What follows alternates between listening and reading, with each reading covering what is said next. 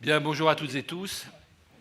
Alors, c'est une réunion un peu particulière par rapport aux réunions des 3 années précédentes de ce conseil de quartier, puisque les conseils de quartier ont été renouvelés intégralement sur ma proposition à mi-mandat, de façon à ce que 2 fois plus de citoyens, finalement, puissent y participer.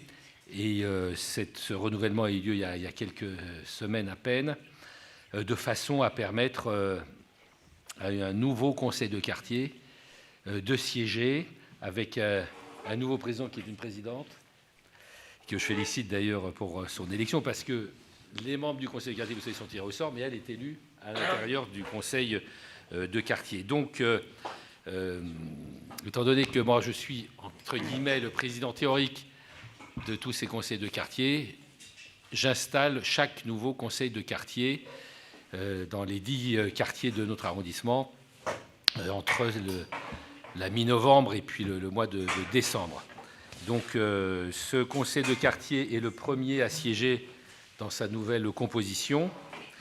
Et je voudrais évidemment féliciter notre présidente, Claire Caillet, qui va ensuite présider de façon, avec toute la plénitude de ses pouvoirs, ce conseil. Mais je voudrais quand même dire un certain nombre, faire un certain nombre d'observations sur les conseils de quartier, étant donné que c'est une nouvelle composition. Je voudrais évidemment aussi saluer Valérie Giovannucci, qui est mon adjointe, puisque la loi de 2002 nous permet d'avoir un certain nombre d'adjoints de quartier, au maximum 5, ce qui est le cas dans le 15e, et ce qui amène chaque adjoint de quartier à animer 2 conseils de quartier, puisque nous en avons 10. Donc c'est le cas évidemment de Valérie Giovannucci. Mathieu Luineau, également, qui est présent dans ce conseil de quartier, lui est en charge, mon adjoint chargé de la démocratie participative et du budget participatif, qui est un autre outil tout à fait essentiel dans la vie démocratique et participative, et je peux dire de l'arrondissement. Et puis ensuite, il y a les élus et les membres des différents collèges des conseils de quartier qui se présenteront les uns les autres.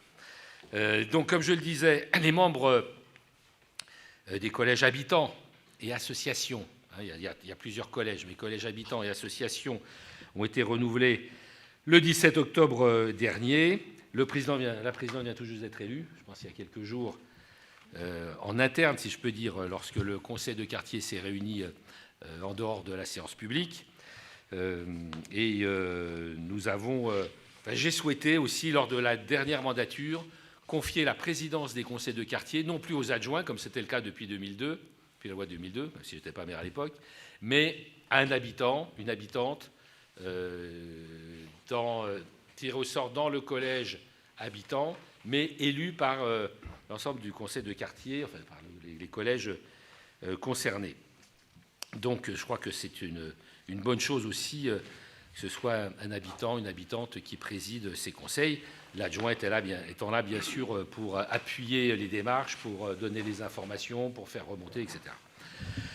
Un appel à candidature, d'ailleurs, je le rappelle, pour mémoire, avait été lancé le 5 juillet dernier, donc plusieurs mois pour nos concitoyens pour se présenter, qui a permis à l'ensemble des habitants et des associations, puisque c'est les 2 collèges à renouveler, de se porter candidat. Cet appel à candidature a requis un certain succès, puisque c'est pas moins de près de 650 habitants qui se sont portés volontaires et 52 associations dans les 10 conseils de quartier. J'en profite d'ailleurs pour saluer le travail accompli par les 240 conseillers de quartier, si on fait le total des conseillers de quartier de l'ensemble des 10 conseils de quartier.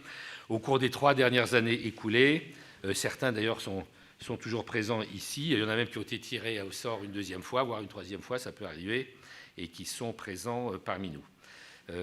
Bien sûr, je voudrais surtout saluer les habitants et les représentants des associations qui siègent pour la première fois et qui ont été tirés au sort donc, le 17 octobre, sous contrôle d'huissier de justice, ainsi que les élus désignés à la proportionnelle et les personnalités qualifiées qui complètent des assemblées. En fait, il y a 4 collèges, vous avez bien compris, collège habitant, collège associatif, collège élu à la proportionnelle des groupes de notre conseil d'arrondissement et personnalités qualifiées désignés par le maire qui peuvent représenter une institution particulière dans le quartier qui prend une certaine importance, genre l'Institut Pasteur, lycée Buffon, enfin des choses comme ça. Donc dans ce conseil de quartier, là je m'adresse au conseiller de quartier, vous êtes 24 membres titulaires, 12 habitants auxquels s'ajoutent 12 suppléants d'ailleurs, évidemment, parce qu'il y a une règle intangible et que nous appliquons avec la plus extrême brutalité, si je peux dire, voilà, c'est qu'un conseiller de quartier qui est absent 3 fois est immédiatement radié, voilà, avec violence, et remplacé immédiatement par son suppléant, qui n'attend que ça d'ailleurs, évidemment, tapis dans l'ombre, et qui, voilà, non, je plaisante, mais c'est vrai que lorsqu'on se porte candidat pour représenter, si vous êtes dans un conseil de quartier des habitants, bon, on s'engage à être là au moins à chaque conseil de quartier. C'est une fois tous les 3 mois, même pas, puisqu'il n'y en a pas pendant les vacances, donc ce n'est pas extrêmement prenant. Mais franchement, il faut être présent. Donc je vous incite à la présence, bien sûr, et je le dis au début de cette mi-mandature, si je veux dire. Donc je le disais, 24 membres titulaires, 12 habitants titulaires, auxquels s'ajoutent 12 suppléants, 4 représentants d'associations, 4 personnalités qualifiées, 4 élus, et nous sommes, je le dis, et d'ailleurs vous faites sourire à la caméra, nous sommes le seul arrondissement à filmer intégralement, je vous le dis pour que vous ne soyez pas surpris, les séances plénières qui sont diffusées, peut-être pas en direct avec un léger décalage, sur le site internet de la mairie. Donc tous les conseils, toutes les séances de conseil de quartier sont filmées, donc ce que vous dites est enregistré, filmé et passe ensuite sur le site internet de la mairie. Les conseillers de quartier sont engagés pour 3 ans donc, au service de la vie locale et des habitants. Et bien sûr, l'objectif, c'est de contribuer le plus possible à l'amélioration de la qualité de vie, grâce aussi aux différents moyens mis à disposition, sur lesquels je vais revenir dans un instant. Le Conseil se réunira 3 fois dans l'année en réunion publique ouverte à tous. Il y a les séances du Conseil de quartier stricto sensu, puis il y a les séances plénières publiques avec le public qui est aujourd'hui présent, ce qui permet d'avoir un dialogue privilégié, bien sûr, entre les habitants, les élus, les services municipaux, les acteurs et aménageurs locaux, puisque selon les ordres du jour, évidemment, les opérateurs concernés viennent présenter leurs projets en conseil de quartier. Et puis, bien sûr, ce qui est très important, une des missions très importantes du conseil de quartier, c'est de permettre l'information des habitants, des riverains, sur les projets qui les concernent et sur les évolutions du quartier. Comme je le disais, en amont de chaque réunion, c'est en général quelques jours avant, les titulaires qui sont présents ici autour de moi du conseil de quartier se réunissent dans le cadre de réunions préparatoires, dites de pré-conseil, afin d'échanger autour de l'actualité du quartier et de définir les sujets qui seront choisis pour la réunion publique, puisque j'ai souhaité que le conseil de quartier aussi soit maître de son ordre du jour. C'est le conseil de quartier qui décide des sujets évoqués lors des séances publiques.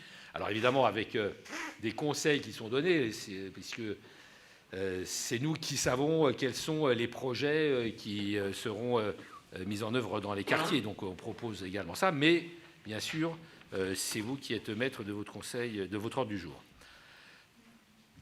Les conseillers de quartier également sont amenés à mener des actions sur le terrain, pas seulement dans le cadre de cette réunion. Il y a des marches exploratoires qui sont extrêmement intéressantes en présence des adjoints compétents, des services compétents, des services techniques en charge de l'aménagement de l'espace public aussi, qui sont principalement concernés, services de voirie, d'espace vert, d'urbanisme, de propreté, de sécurité, afin d'identifier les points d'amélioration et puis de nous faire remonter des problématiques locales, évidemment. Au fil des années, la charte des conseils de quartier, il y a une charte qui régit le fonctionnement et l'organisation des conseils de quartier qui a été votée en conseil d'arrondissement, évolue, notamment les modes de gouvernance pour permettre d'être plus réactifs et encore plus à l'écoute des habitants. Comme je l'ai dit, par exemple, maintenant, c'est un habitant qui préside le conseil de quartier. Au-delà de cette avancée de la démocratie participative, si je peux l'exprimer ainsi, la précédente mandature a également été marquée par l'instauration des budgets participatifs que la mairie de Paris a mis en place dès 2014 à l'échelon parisien et de 2015 dans les arrondissements. Et le budget participatif qui concerne tous les habitants, de façon directe, puisque chacun peut s'exprimer et voter une fois par an sur les projets qui sont soumis au vote, peut constituer et constitue pour les conseils de quartier une opportunité très intéressante pour réaliser des projets d'investissement d'ampleur. Le 15e disposant d'une enveloppe annuelle d'environ 6,5 millions. Donc avec 6,5 millions d'euros, on peut quand même faire pas mal de choses, plus qu'avec le budget d'investissement du conseil de quartier qui est quand même beaucoup plus modeste. Mais ça permet effectivement beaucoup d'aménagements. Donc les conseils de quartier peuvent exprimer des idées pour les budgets participatifs et des projets qui sont ensuite soumis au vote des habitants. Il y a un vote électronique, il y a un vote à l'urne, enfin bref, il y a plusieurs modes d'expression au mois de septembre, tout ça. Donc ça, c'est quand même un point très important pour prévoir, essayer de mettre en place des actions qui ne sont pas programmées par la municipalité. Parce que c'est un budget de 6,5 millions par an, hein, c'est quand même pas mal. Les conseils de quartier, eux, sont dotés d'un budget, mais d'un budget d'investissement de 8 264 €, ce qui est beaucoup moins que 6,5 millions quand même, vous l'aurez compris. Le budget de 6,5 millions, je le précise aussi, ce n'est pas un budget de fonctionnement, c'est un budget d'investissement. Le budget participatif ne concerne que l'investissement. C'est-à-dire on peut aménager une placette, mettre des bancs, enfin, aménager une végétalisation, mais ce n'est pas un budget de fonctionnement. On ne paye pas de fonctionnement, de dépenses de fonctionnement, de fonctionnaires, etc. C'est juste l'investissement. Mais le conseil de quartier a aussi un budget d'investissement, je le rappelle, très exactement de 8 264 € par habitant, et d'un budget d'animation également de 3 306 € annuels.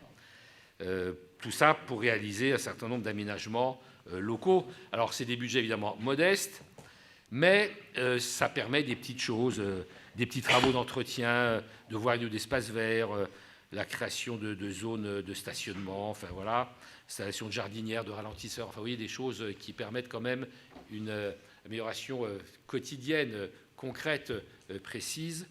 Des choses. Alors évidemment, compte tenu du montant assez modeste de ces enveloppes, de l'enveloppe d'investissement notamment, il n'est pas toujours possible de réaliser des projets voulus par les habitants, mais dont le coût peut dépasser l'enveloppe annuelle. Je le dis, et je m'y engage, comme je l'ai fait dans les mandatures précédentes, dans ce cas, la mairie peut compléter cette enveloppe. Si l'enveloppe du conseil de quartier est insuffisante, on peut la compléter à partir du budget du 15e, quoi. Évidemment pas dans des proportions gigantesques, forcément. Notre budget, nous aussi, est très limité. Enfin, on peut dépasser, quoi. Le tout, c'est de trouver des idées utiles pour le quartier et surtout de les réaliser. Vous verrez que la phase réalisation, dans un cadre administratif assez contraint, c'est quelque chose qui peut prendre des années et des années, quoi. Bon, même pour planter un arbre, quoi. Bon, bref, je le dis au passage. Donc, plus vous aurez d'idées en début de mandature, maintenant, et plus on pourra mettre en place et réaliser concrètement des projets. Donc c'est maintenant qu'il faut réfléchir. Pour terminer, je veux dire aussi notamment, plus précisément aux conseillers de quartier qui sont autour de moi, qu'il y aura une séance de formation des conseillers de quartier qui aura lieu le 19 décembre à 19 h en mairie. Mardi 19 décembre, voyons, vous avez épargné le 24 décembre, vous pensez que vous avez peut-être des choses à faire en personnel. En tout cas, le 19 décembre, je m'adresse aux conseillers de quartier, une séance de formation, ce qui n'est pas inutile, ce qui vous permettra d'appréhender un peu les méandres de l'administration parisienne. Enfin, ce n'est pas dans une séance de formation, évidemment, qu'on connaît tout, mais de savoir un peu comment fonctionnent les mairies, mairie de Paris, mairie d'arrondissement. Et c'est ma direction générale des services qui fera cette formation. Voilà donc ce que je voulais vous dire le plus rapidement possible, mais pour vous donner quand même les grandes lignes aux nouveaux venus de l'organisation du fonctionnement des conseils de quartier.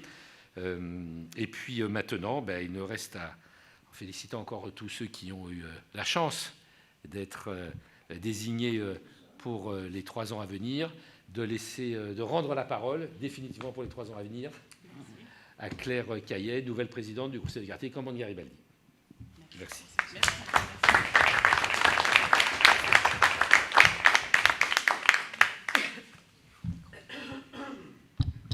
Merci. Nous allons commencer la séance par la présentation du Conseil et on va commencer par l'Association des commerçants Le Courbe-Cambronne.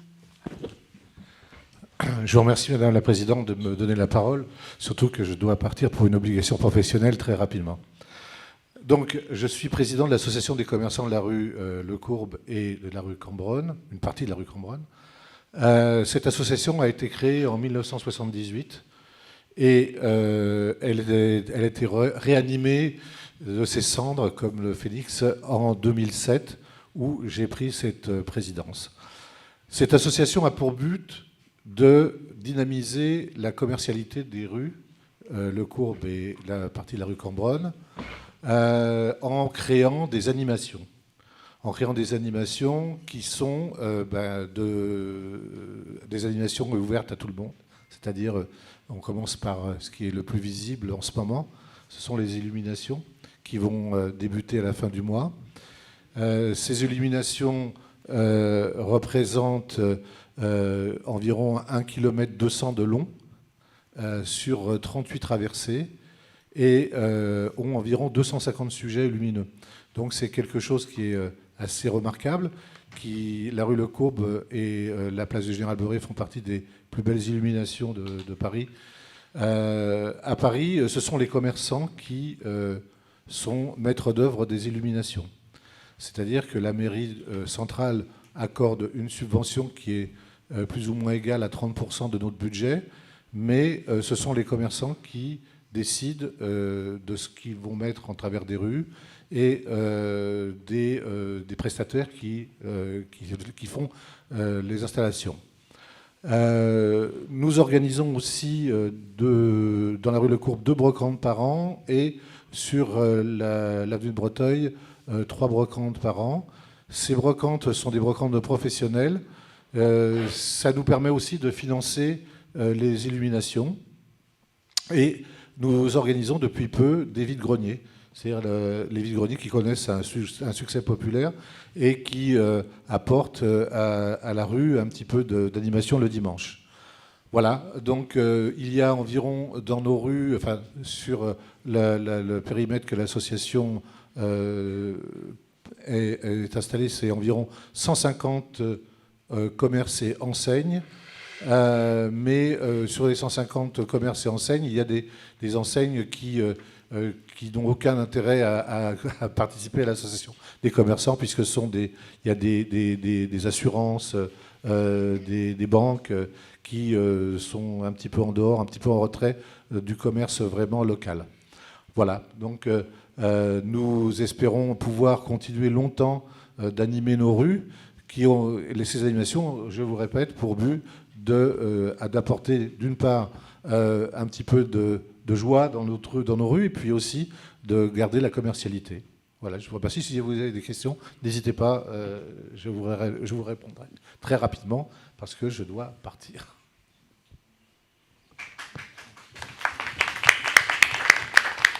Merci beaucoup.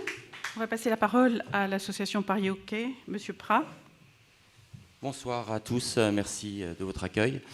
Donc je préside le Paris Hockey. C'est une association de développement et de promotion du hockey sur gazon et du hockey en salle qui a été créée en 2008 dans le 15e arrondissement. Nous intervenons en support pour aider d'autres associations actuellement, car malheureusement sur Paris il y a des problèmes de terrain, et même en Ile-de-France, pas seulement sur Paris. Voilà, donc sinon donc le hockey sur gazon est un sport assez confidentiel et il sera un peu plus médiatisé grâce aux Jeux Olympiques l'année prochaine.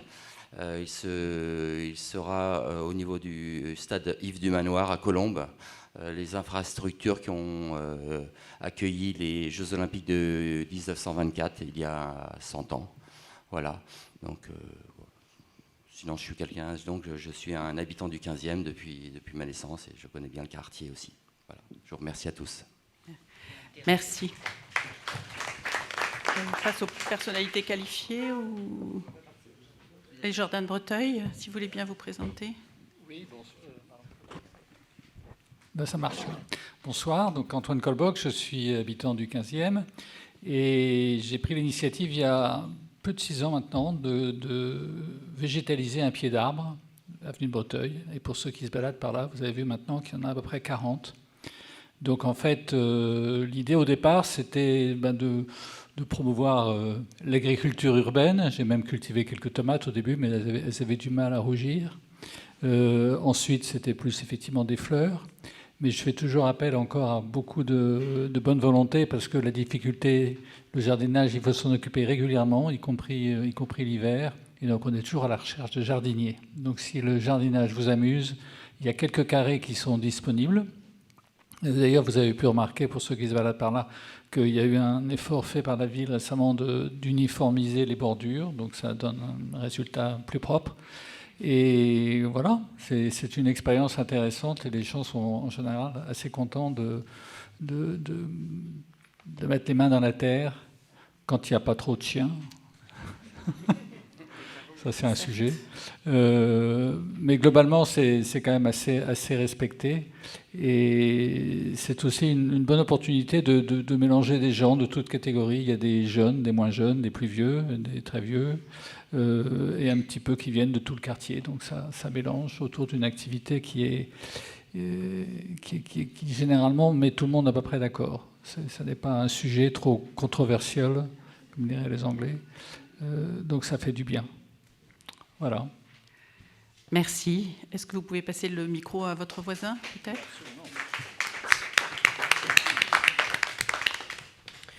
Bonsoir, Frédéric de Jésus, principal du collège Madame de Staël. Donc je représente l'éducation nationale, un des 7 collèges publics, du 7 ou 8, je ne sais plus, du 15e arrondissement. 8. Il y en a en cité scolaire, donc on les oublie un peu. Je me présente. Bonjour à tous, je m'appelle Constance Elias, j'ai 26 ans, je suis née dans le quartier, je vis dans le quartier, j'ai étudié dans le quartier et j'avais très envie de m'impliquer dans la vie de quartier, donc je suis très heureuse de vous représenter et de vous représenter les jeunes.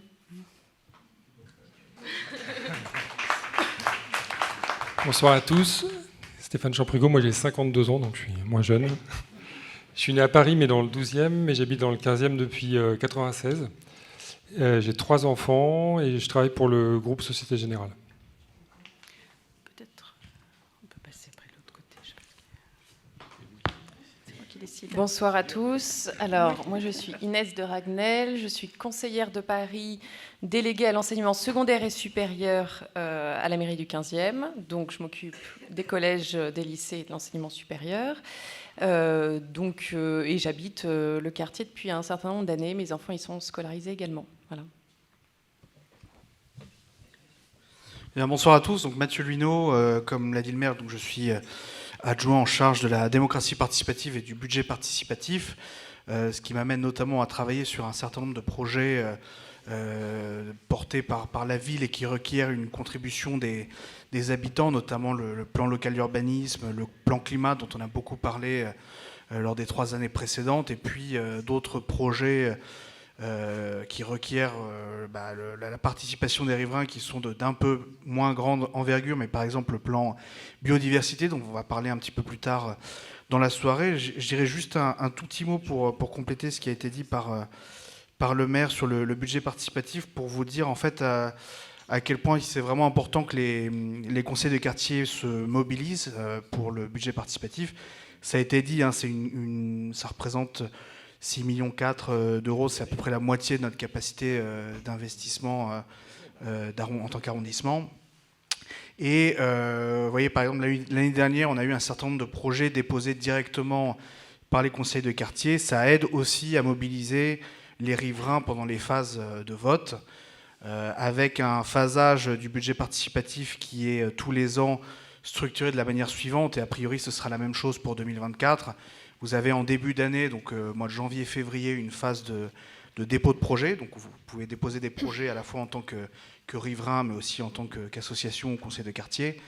Ensuite, entre février et le mois de mai, il y a toute une phase d'études, de faisabilité des projets par les services techniques de la ville, puis une commission qui est organisée à la fois par la ville et la mairie du 15e arrondissement, qui vise à arrêter de manière définitive les projets qui seront soumis au vote, et enfin une phase de vote qui a lieu généralement au mois de septembre, parfois qui empiète sur début octobre, qui permet ensuite d'arrêter à la mi-octobre les projets qui sont retenus pour être ensuite financés. Donc en tant que conseil de quartier, voilà, vous aurez un rôle assez prépondérant dans cette cette participation, je dirais, pour définir quelques projets d'envergure, à la fois pour le 15e dans son ensemble, mais aussi pour votre quartier. Je vous remercie.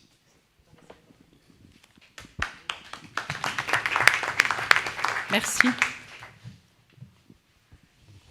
Bonsoir, moi c'est Pierre Frémont, j'habite le 15e depuis 7 ans maintenant.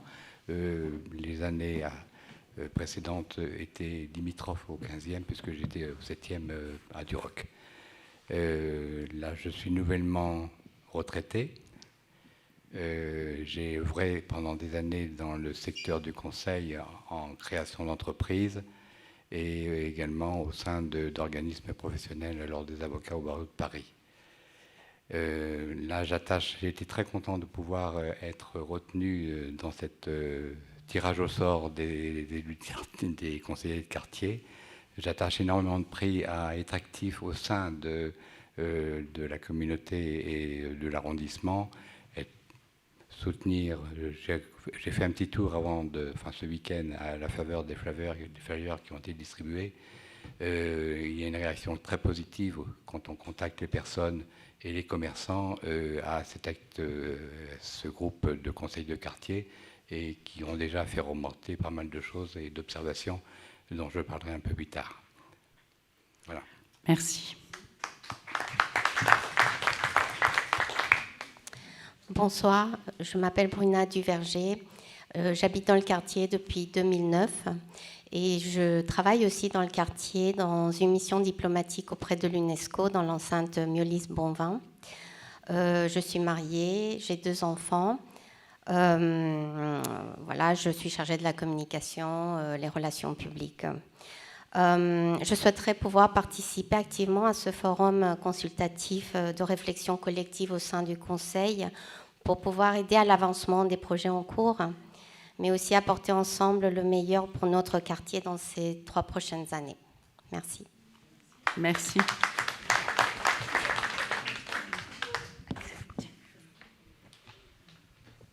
Bonjour à tous, je suis Axel Pillot, j'ai 32 ans, j'habite l'arrondissement depuis 2015 et je travaille chez Orange et je suis très heureux de représenter les habitants dans ce conseil de quartier.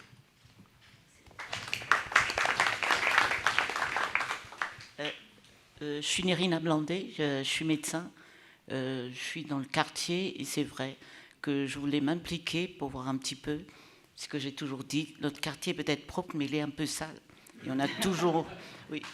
Et c'est surtout par rapport à ça, puisque je fais partie peut-être presque tous les jours, on voyait à la mairie le Maru, et des fois on a du mal à avoir des réponses pour le nettoyage et comment on fonctionne, surtout par rapport à ça.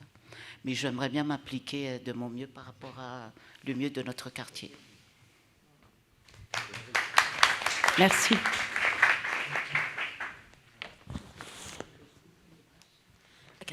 Bonsoir à tous, Gaëlle Marie Le Chaplin. Je fais du financement d'énergie renouvelable dans un grand groupe bancaire en France et à l'international et je suis élue au collège Habitant. Merci.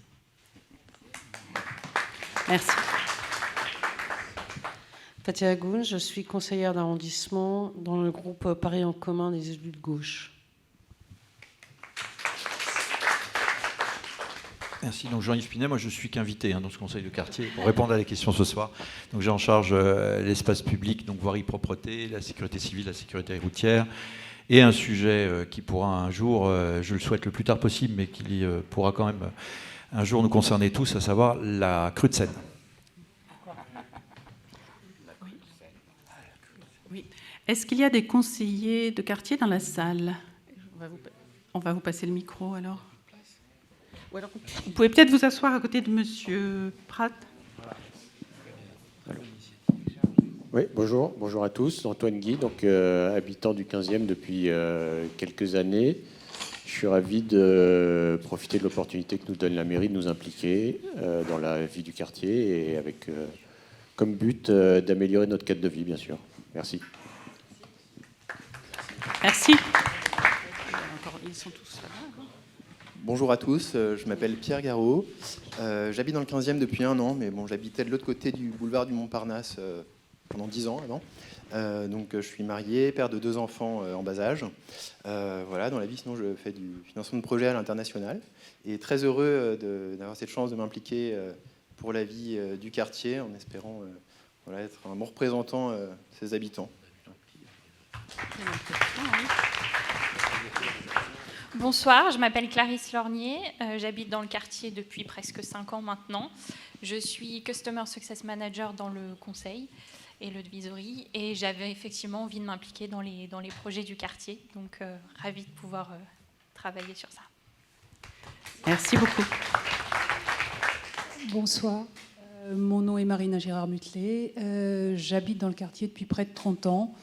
Mon métier est agent artistique, donc je travaille avec des artistes et j'ai pas mal de suggestions d'aménagement de notre quartier à faire, ce que je souhaiterais pouvoir aider à améliorer.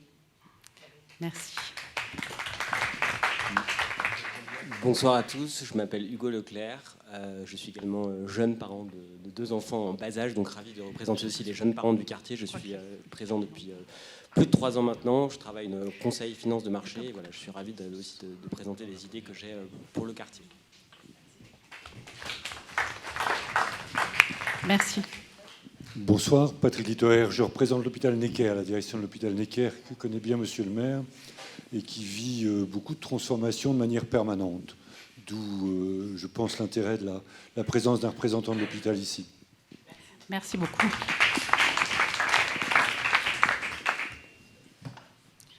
Ok. Alors donc, moi, je m'appelle Claire Caillé, je vais me présenter brièvement. Je m'appelle Claire Caillé, j'habite dans le quartier depuis 23 ans, je travaille dans l'édition. J'avais déjà été tirée au sort dans le précédent conseil de quartier où j'étais référente sécurité. Et j'ai donc participé à toutes les réunions et aux travaux du précédent conseil de quartier. J'ai trouvé que c'était une expérience vraiment très enrichissante et très variée. Et par exemple, je pense que je ne me serais jamais intéressée d'aussi près au PLU si je n'avais pas été dans le conseil de quartier. Et donc, j'ai souhaité renouveler pour une nouvelle période de 3 ans et j'ai été tirée au sort. Et ensuite, élue présidente. Voilà.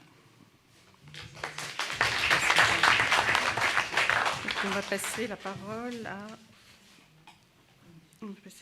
à Monsieur Luineau. Ah non, Monsieur Pinet, peut-être. On a beaucoup de choses à dire avec Monsieur Pinet. On va passer la parole à Monsieur Pinet, alors.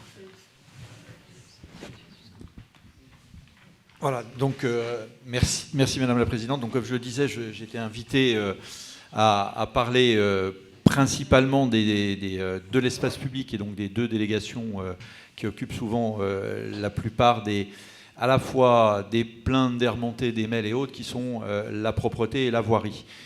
Juste avant de vous passer la parole, parce que le but, je sais qu'on m'a fait passer un certain nombre de questions, mais c'est quand même qu'effectivement on puisse répondre à vos questions dans la salle. Juste une explication, notamment en ce qui concerne les services de propreté et de voirie, de la manière dont ça fonctionne entre la mairie centrale et les mairies d'arrondissement.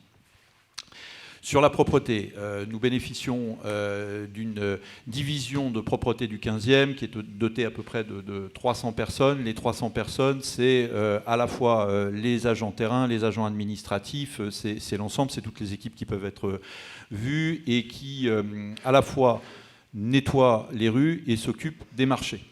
Tout ce qui est ordures ménagères, tri, est assuré par une société privée qui est la société Pisorno, qui est, donc ce ne sont pas les agents de la ville qui collectent le 15e.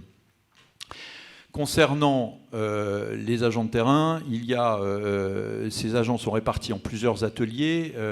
Alors, même s'il y a une décentralisation qui est enclenchée, appelée territorialisation, donc qui est confiée au maire du 15e, il n'a pas encore le pouvoir d'affectation dans les ateliers. C'est-à-dire qu'aujourd'hui, on est dans un système un petit peu hybride, c'est-à-dire que sur les 300 personnes, on ne peut pas dire on va en mettre 50 sur Cambronne-Garibaldi et simplement 10 sur Motte-Piquet-Duplex. C'est effectivement la mairie centrale qui encore gère l'ensemble de ce qu'on va appeler dans le privé la direction des ressources humaines, c'est elle qui gère ça.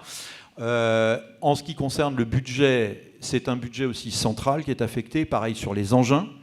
En revanche, la nouveauté, c'est que nous bénéficions maintenant depuis 2 ans de ce qu'on appelle un budget souplesse, c'est comme comme ça que c'est nommé, doté de 800 000 euros, qui nous permet, sur ces 800 000, de... Alors, ça paraît beaucoup comme ça quand on est un commun des mortels, je vous vois faire effectivement un signe de tête, mais je peux vous assurer que sur un arrondissement tel que le 15e, avec 150 km de voirie, 300 km de trottoir, et un certain nombre de pieds d'armes, c'est effectivement pas grand-chose. Ces 800 000, on s'en sert pour pouvoir piocher dans les marchés de la ville. C'est-à-dire que pour l'instant, on ne peut pas encore les utiliser, acheter notre propre matériel, à l'entretenir, on est obligé d'aller sur les catalogues de la ville. Donc effectivement, c'est long, c'est pas simple. D'autant qu'en plus, pour l'anecdote, on électrifie de plus en plus les engins. Et si on a beaucoup de mécaniciens dans les garages, de vrais mécaniciens, on manque encore d'électriciens. Et quand une laveuse électrique est en panne, c'est en fin de compte, voilà. Donc c'est vrai qu'on n'est pas doté à la hauteur de ce qu'on devrait être pour l'intégralité de l'arrondissement. Ceci dit, je veux rendre hommage quand même à tous les hommes de la propreté du 15e, parce que pour me balader un petit peu dans d'autres arrondissements de Paris qui bénéficient d'un petit peu plus d'agents, finalement, c'est pas si malpropre que ça, même si ça peut toujours être amélioré. Et il y a des rues, et je sais que la rue de Cambronne nécessiterait effectivement plus d'entretien, mais voilà, il faut quand même rendre à César ce qui est à César. On a quand même des agents qui bossent énormément, malgré le peu d'agents qu'on peut avoir. Ça, c'est en ce qui concerne la propreté à peu près dessinée dans son mode de fonctionnement. En ce qui concerne la voirie, on est aussi sur un mode central, c'est une section territoriale de voirie.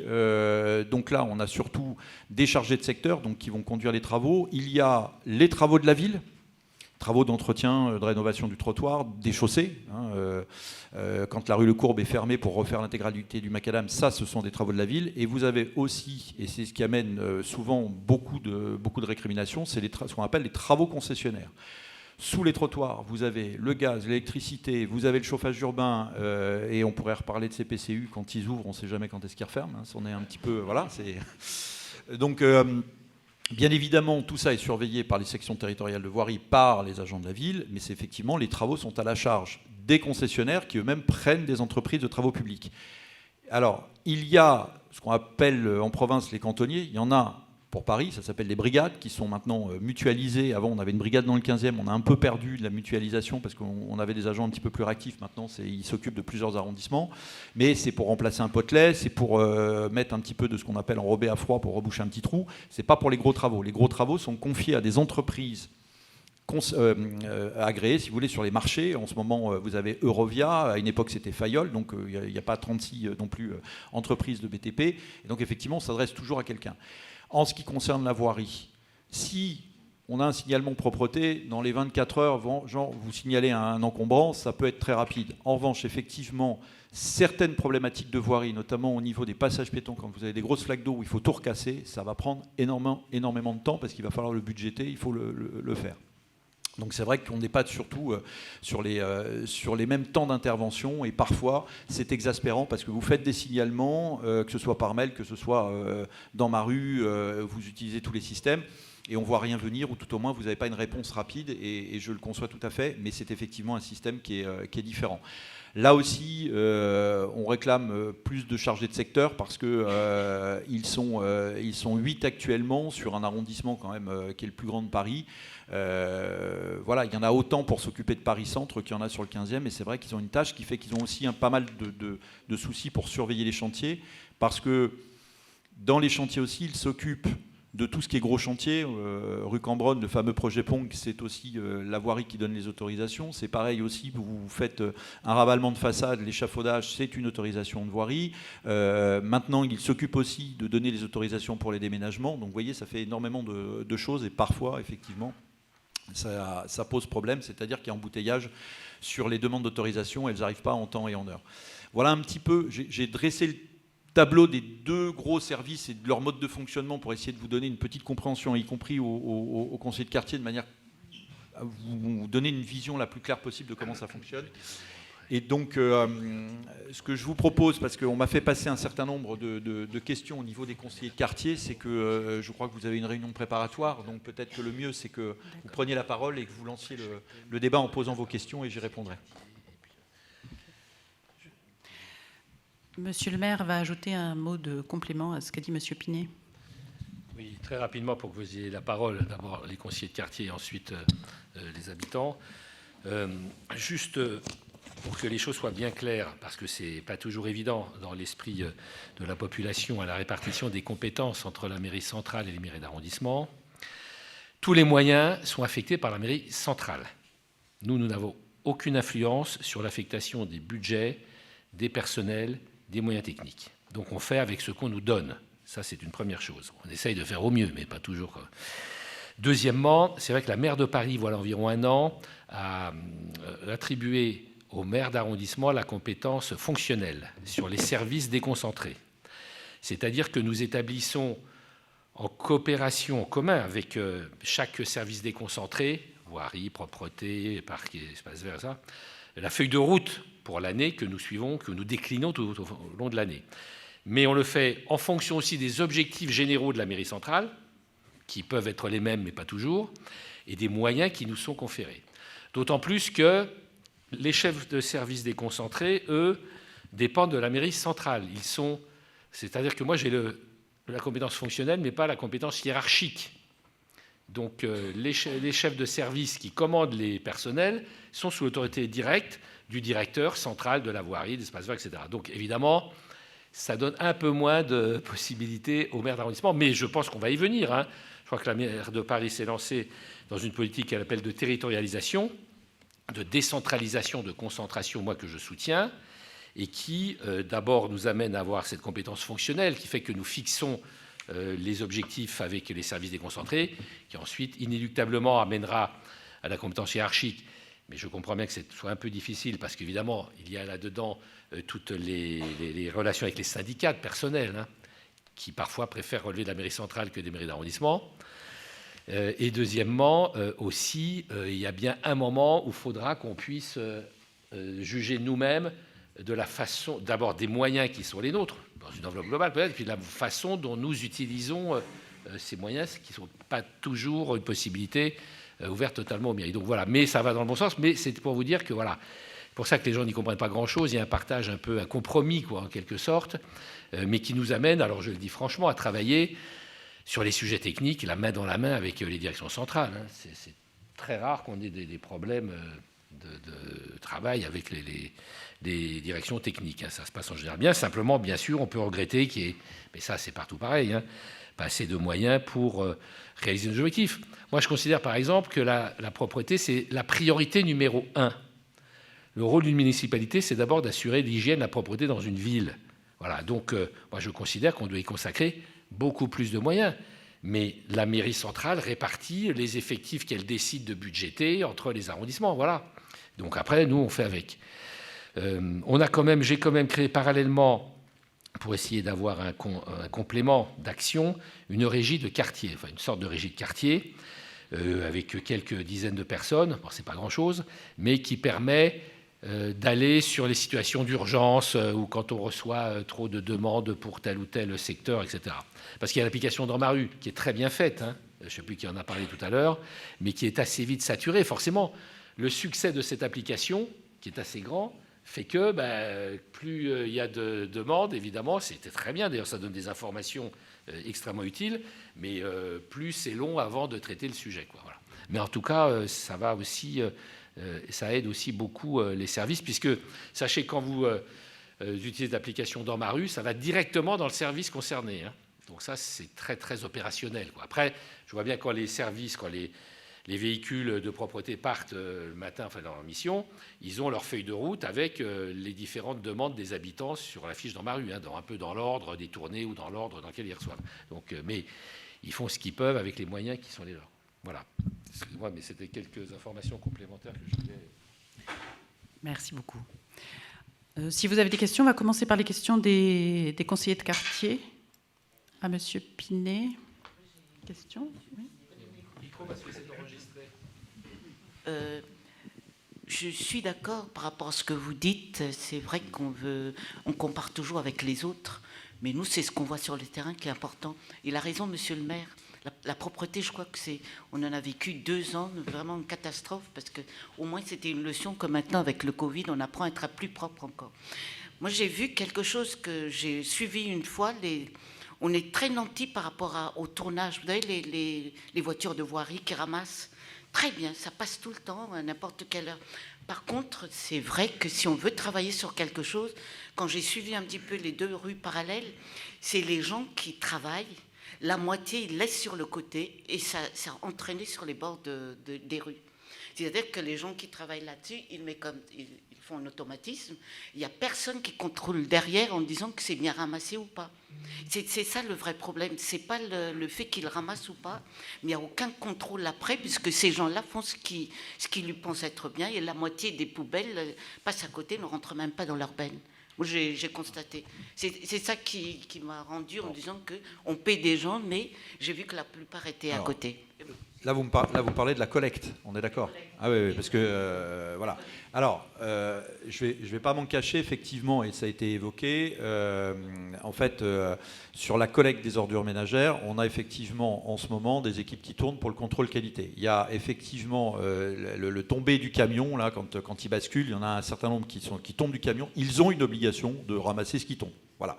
Sauf que, effectivement, ces derniers temps, ça laissait beaucoup plus à désirer. Il n'y a pas simplement le quartier Cambronne-Garibaldi, c'est un petit peu général. Et donc, effectivement, il y a un nouveau directeur d'exploitation de l'entreprise qui est arrivé. Je l'ai rencontré, on en a reparlé. Et donc, il y a un contrôle qualité. Donc, on espère que dans les 3-4 mois, hein, on va dire, ça devrait s'améliorer. Il y a aussi ce qu'ils appellent, alors pour rentrer dans la technique, il y a une espèce de bavette au-dessus quand le bac qui bascule a été refait de manière à ce que quand le bac est secoué pour que ça tombe dans la benne, ça tombe pas en dessous. Mais effectivement, on a quand même demandé à ce que les gars contrôlent quand même ce qui peut tomber par terre, parce que ça reste par terre, après ça s'envole. Et finalement, ça a été nettoyé dans la journée et ça devient sale le soir au moment de la collecte des ordures ménagères et c'est pas normal. Donc ça, oui, vous avez entièrement raison. Oui, je vous en prie. Alors, c'est pas pour défendre la société, mais c'est une société qui travaille, moi je le dis depuis... finalement, quand j'ai été élu maire, elle venait d'être mise en place juste un peu avant que j'arrive. Et c'est une société qui travaille très bien. Pourquoi? Parce que le 15e est le seul marché qu'elle ait dans Paris, si je peux dire, d'arrondissement. Donc c'est un peu sa vitrine. Par exemple, ils nous ont changé tous les camions pour que ce soit des camions verts, si je peux dire. Enfin, verts, pas de couleur verte, mais sur le plan environnemental, ce ne sont pas des camions diesel, par exemple. Donc, ils ont changé tous les camions. C'est des camions tout neufs, etc. Il y a un contrôle qualité parce qu'il y a des véhicules de l'administration parisienne de la propreté qui circulent derrière pour vérifier, etc. C'est pareil pour les tonnages. Il y a des pesées à l'arrivée, au départ, etc., pour savoir le tonnage qu'ils prennent. Et on sait très bien que dans une tournée, tel camion doit prendre tant de tonnes, vous voyez, de déchets. S'il ne prend pas cette quantité, ça veut dire qu'il y a un problème, qu'il en a laissé à côté, qu'il y a un très gros contrôle. Alors, décharge, si je peux dire, c'est le cas de le dire, avec mon collègue Jean-Yves, camarade de fortune, on a fait ça pendant une journée, Reaper. Le Reaper, c'est le type qui est à l'arrière, qui prend les... On a fait ça pendant une journée, 2 journées, on n'aurait pas pu. Je veux dire, c'est quand même un travail horrible, quoi. C'est très dur. Et puis on voit comme ça comment ce que les gens mettent dans leur poubelle, aussi dans leur réceptacle. Il faut voir ce que c'est de faire une tournée d'un quartier pendant une journée. C'est d'ailleurs très instructif sur la façon dont les gens vivent. D'ailleurs, on pourrait faire une étude sociologique. Bon, enfin, c'est pas le sujet. En tout cas, on est très attentif, justement, et ça nous a permis de mieux voir ce qui n'allait pas. Il faut aussi, par exemple, qu'ils remettent les réceptacles exactement devant la porte où ils les ont enlevés, qu'ils ne les laissent pas dans la rue entre 2 voitures. Alors, il y a aussi parfois les voitures qui gênent et qui empêchent, voire des pistes cyclables d'ailleurs. On a de gros problèmes avec les pistes cyclables. Quand, par exemple, rue de Vaugirard, comment la collecte rue de Vaugirard se fait? Les camions sont obligés d'utiliser la piste cyclable, sinon ils ne peuvent pas. Enfin, vous voyez, il y a beaucoup de sujets qu'on essaye de traiter les uns après les autres, mais on va être encore plus vigilants. Vous avez raison de nous informer de tout ce qui ne va pas. Bonjour. Moi, je voulais vous poser une question générale sur les poubelles. Je trouve qu'il y a certains endroits où il en manque, notamment Square Cabanel, Square Garibaldi, sous les allées ombragées, où il n'y a pas du tout de poubelle. Donc les gens s'assiedent sur les bancs et laissent leurs ordures. Mais il me semble qu'il y aurait peut-être un travail à faire en collaboration avec les habitants, parce qu'elles ne sont souvent pas placées au bon endroit. Elles sont placées à des endroits qui sont pratiques pour les camions, mais pas forcément aux endroits où on en a besoin. Ça, c'est ma première question. Ma deuxième question sur la propreté, c'est que pour les vides-greniers que mentionnait l'Association des commerçants, moi j'ai l'expérience avenue de Lovendal, le premier vide-grenier qui a été fait, ils nous ont laissé une tonne de déchets, c'est-à-dire que les gens ont laissé les choses à vendre, quoi. Tout ce qu'ils n'ont pas vendu, ils l'ont laissé sur place et c'est resté plusieurs jours. Il me semble qu'après un vide-grenier, il faudrait prévoir un enlèvement très rapide derrière et un nettoyage parce que c'est très sale. Ensuite, sur la voirie, sur les pistes cyclables, il y a des grandes pierres qui protègent les vélos et qui déterminent les pistes cyclables. Vous voyez, des séparations en pierres. Ces pierres sont très souvent déplacées et très dangereuses pour les vélos.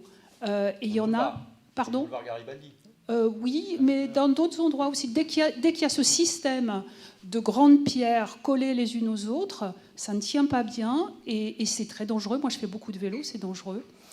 Et dernier point, sur les nids de poules dans les rues. Alors, moi, c'est quelque chose que je ne comprends pas bien. Il y a des grands nids de poules, pleins, et on nous dit d'aller les signaler dans ma rue. Alors, je le fais de temps en temps, et je fais une photo d'un nid de poule, je ne vais pas faire toute la rue. Et quand ils passent, eh ben, ils ont fait que celui-là. Vous voyez ? Pas ceux autour, c'est quand même assez bizarre.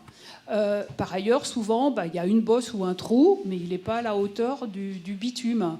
Et après, ce que je ne comprends pas bien, c'est quand on est responsable d'un secteur, on ne va jamais sur le terrain, c'est-à-dire que pourquoi ils ne savent pas qu'il y a des rues avec plein de nids de poules, quoi. Pourquoi c'est à nous d'aller les mentionner dans ma rue. Enfin, c'est vrai que c'est quelque chose qui m'interroge. Alors, je vais commencer par la fin, sur cette affaire des nids de poules, parce que les nids de poules, ça traîne depuis des années. Il y a même eu un grand plan en nids de poules où la mairie centrale avait mis un peu d'argent. Le nerf de la guerre, c'est l'argent, comme toujours. Je vais vous donner juste un chiffre. Le budget d'entretien pour les voies du 15e, qui est affecté au maire du 15e et où on doit faire des arbitrages, c'est 1 400 000 €. Alors là encore, j'avais 800 000 sur la propreté, 1 400 000. Quand on a un habitant, je vous donne un chèque d'1 400 000, vous ferez beaucoup de choses avec. En termes de voirie, c'est rien du tout. Pour ceux qui connaissent la rue Brancion, parce qu'elle n'est pas dans votre quartier, mais c'est pour donner un exemple. La rue Brancion, quand elle était refaite entièrement sur le tapis, c'est 890 000 €. C'est-à-dire que la rue Brancion, elle a mangé quasiment le budget d'une année. Les nids de poules, bien évidemment, on sait tous qu'il y en a partout. Il n'y a pas assez de moyens qui ont été mis à un moment donné pour refaire correctement les voies. La pluie, le gel, le saumâtre qu'on met dès qu'il y a un coup de neige, etc., tout ça abîme effectivement cet enrobé. Donc ça crée effectivement, avec la circulation, ces nids de poules. Alors oui, ils font ceux qui vous sont signalés. Pourquoi ? Parce qu'à partir du moment, comme l'a dit le maire tout à l'heure, quand vous faites un signalement dans ma rue, ça arrive directement dans le service. Et donc, effectivement, là, il y a la photo. Ils doivent renvoyer. Vous avez signalé le nid de poule, boulevard Garibaldi, au numéro 63. Et ben, on doit vous envoyer un mail disant que ça a été pris en charge. Mais celui qui est au 65, comme vous ne l'avez pas signalé, effectivement, ils ne l'ont pas fait parce que malheureusement, ils en ont déjà une centaine à traiter parce qu'il y en a partout. Il faudrait avoir les moyens financiers et humains de pouvoir bloquer les rues, les gratter complètement et les refaire entièrement de manière à ne plus avoir de nid de poule. Le nid de poule, en plus, c'est une catastrophe, mais pas que sur l'agglomération parisienne. Donc c'est vrai que ça, c'est un... J'ai pas de réponse à vous apporter ce soir en disant « Madame, demain, vous n'aurez plus de nid de poule sur vos trajets ». En revanche, ces histoires de bordure vélo, ces fameuses pistes avec ces bordures posées, elles ont été collées, c'est les premières pistes qu'on a depuis 2001. C'est un système qui ne marche pas parce qu'en fait c'est juste du thermocollé, donc il suffit qu'une voiture, un camion passe dessus, paf, la colle s'en va, etc. C'est pour ça qu'aujourd'hui, sur les nouvelles pistes où ils font des séparateurs, en fait ce sont des tranchées qui sont faites, et là le bloc de granit, il est carrément scellé à l'intérieur, donc là il ne bougera plus. Là aussi, ça fait des années qu'on demande à ce qu'on enlève le boulevard de Grenelle, le boulevard Garibaldi, le boulevard Pasteur, qui sont les trois incriminés. Alors, boulevard Pasteur, sur une petite partie, ça a été refait, mais ce n'est pas encore toute la partie. Là aussi, on ne comprend pas pourquoi on fait des nouvelles pistes. C'est bien de faire des nouvelles pistes, mais il serait bien aussi de sécuriser les anciennes. Ça a été redemandé dans le plan vélo, etc. Pour le moment, je suis désolé de vous le dire, mais ça a été une fin de non-recevoir de la mairie centrale. On fait d'autres pistes parce qu'il faut faire du kilomètre. Et voilà, je vais le dire comme exactement, je ne vais pas jouer la langue de bois là-dessus. Voilà. Mais vous avez raison, et ça pose une difficulté parce que là aussi, on fait des signalements d'urgence. Le problème, c'est qu'ils remettent un bout de colle, ça ne tient pas, un coup de pneu, et hop, c'est reparti. Il y en a un qui m'a été signalé de nouveau devant le lycée Buffon, là, au niveau de Pasteur, ou qui pose problème, parce qu'en plus, vous êtes dans la montée, vous vous retrouvez coincé par le bloc. On espère qu'à terme, effectivement, tout sera changé de ce côté-là. Alors, sur les corbeilles, il y a l'emplacement des corbeilles. Il y a effectivement une difficulté, c'est-à-dire qu'il faut qu'on revoie les emplacements. Alors certes, on a besoin aussi de les mettre à des endroits où c'est accessible pour les agents pour venir les collecter. Sinon, si vous les mettez très très loin, ils ne les verront pas, ou alors ça fait des manips et elles ne seront pas suffisamment collectées. On doit trouver des compromis. Il faut trouver des compromis. Moi, ce que je vous propose au sein du conseil de quartier, c'est de me dire, plutôt que de me dire il m'en faut une là, il m'en faut une là, faites-moi un travail de fond à la rigueur, de regarder sur l'ensemble du conseil de quartier, là où il y aurait des besoins de corbeilles et qu'on revoit sur l'ensemble. Je ne suis absolument pas opposé. Sachez une chose, beaucoup ont été retirés, parce que ces corbeilles de rue, par moment, elles deviennent des points de fixation de dépôt. Et j'ai plus de plaintes pour retirer des corbeilles parce qu'il y a du dépôt, parce qu'aujourd'hui, vous savez, il y a une nouvelle mode. Les gens, ça les embête d'aller dans leur immeuble au niveau des bacs à ordures. Regardez le nombre de corbeilles de rue qui sont là pour vos petits papiers, votre petit sandwich ou les choses de la vie de tous les jours. Vous allez avoir carrément les sacs d'ordures ménagères posés là. C'est tellement plus sympa de les mettre à ce là que d'aller dans le local à poubelle et de les faire collecter par la bête. Donc effectivement, parfois, on n'arrive pas à retirer ce point de fixation. Et donc effectivement, une solution proposée dans un premier temps, c'est de retirer la corbeille pour retirer le point de fixation, mais elles sont remises après. Mais là-dessus, pas de souci. Et sur le vide-grenier, alors normalement, quand il y a vide-grenier, il y a effectivement un accord avec l'association qui prépare le vide-grenier pour la collecte. Il y a des bacs qui sont mis pour la collecte. Ça doit être collecté le soir. Là, je ne sais pas ce qui s'est passé en tout cas sur celui-là, je regarderai, mais effectivement, là, vous avez entièrement raison, c'est pas logique que 3-4 jours, même si les gens déposent beaucoup, ça doit être ramassé, c'est prévu au niveau de l'organisation du vide-grenier. Merci. Je passe la parole à Monsieur le maire. Non, juste d'un mot pour vous dire, la difficulté des travaux de voirie est aggravée par le fait qu'une partie de la voirie parisienne est amiantée. Il y a de l'amiante. Ce qui veut dire qu'il n'y a pas d'intervention sur la voirie en matière de travaux sans chantier de désamiantage. Enfin, en tout cas, sans étude du site pour savoir si c'est amianté ou pas, parce que les ouvriers, évidemment, ne peuvent pas intervenir, faire des travaux sur de l'asphalte amianté. Donc, d'abord, ça double le coût de l'intervention, ça double la durée. Il faut faire d'abord un chantier de désamiantage. Enfin, voilà, je dis ça, c'est une grosse difficulté que nous avons découvert il n'y a pas longtemps, il y a 3-4 ans, quoi. Enfin, il y a quelques années seulement. Donc, du coup, il y a des chantiers de désamiantage assez fréquents sur la voirie, quoi.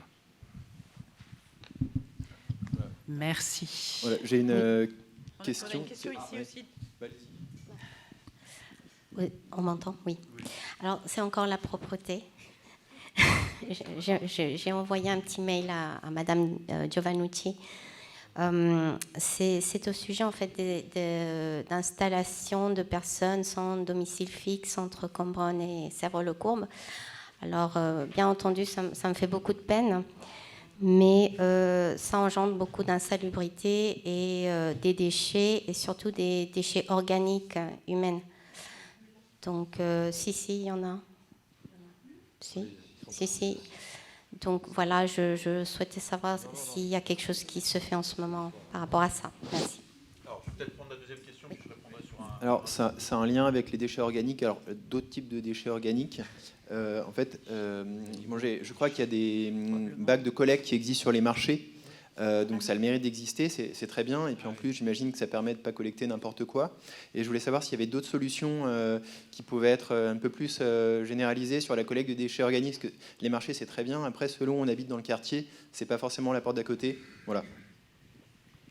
Alors, vous aviez une question en rapport avec ça ? Bon. Donc, alors on va prendre, effectivement, il y a Sèvres-le-Courbe, et c'est un coin récurrent depuis de nombreuses années qu'on n'arrive absolument pas à traiter correctement, mais aussi sur les autres endroits. Donc, nous faisons des opérations conjointes, police municipale, propreté, le plus régulièrement possible. La difficulté, c'est effectivement le temps que prennent ces opérations, puisque l'idée pour nettoyer, c'est de demander aux gens de se déplacer le temps du nettoiement, c'est nettoyer, et après ils reprennent leur place. Ils ont, les associations leur ramènent des tentes et autres, et donc effectivement on a des points de fixation. Toute la difficulté, si vous voulez, c'est que mobiliser des équipes 3 ou 4 fois par semaine, je n'en ai pas les moyens. je souhaiterais pouvoir le faire. Je n'en ai pas les moyens. C'est-à-dire qu'il faut savoir que, alors que les feuilles de route prévoient 10 à 15 points par matinée, puisque ça se fait généralement le mercredi ou le jeudi en fonction des effectifs de police municipale ou de police nationale, on arrive à en traiter que 3. Il faut parfois 3 quarts d'heure à 1 heure de discussion pour essayer de faire bouger les gens. Donc c'est autant de temps de perdu, puisqu'on ne va pas non plus arriver avec la lance et balancer l'autre sur tout le monde. Donc oui, les choses sont faites, elles ne sont pas faites aussi régulièrement qu'on pourrait les faire, mais voilà, on essaye de nettoyer au mieux, et c'est franchement pas simple. Et effectivement, ce coin-là est bien connu. Donc on va essayer de continuer, mais c'est vrai que ce qui serait bien, c'est qu'on puisse aussi trouver un traitement autre, un traitement social, et retirer ces gens de la rue, mais là, beaucoup plus compliqué. Concernant les déchets organiques, 2 choses, effectivement, et là, je voudrais quand même faire une annonce. Le 15e est le premier collecteur de Paris, parce qu'on a réussi à obtenir de la mairie centrale d'avoir justement, et les bacs, non pas uniquement les jours de marché, mais ils sont à demeure, et donc c'est installé partout, et donc effectivement, c'est un gros apport. En ce qui concerne vos déchets organiques, 2 solutions. Soit vous êtes dans un immeuble qui a la place, et vous pouvez prétendre à avoir un composteur collectif. Et je vous invite à prendre contact auprès de la propreté du 15e pour voir comment ça peut être mis en place.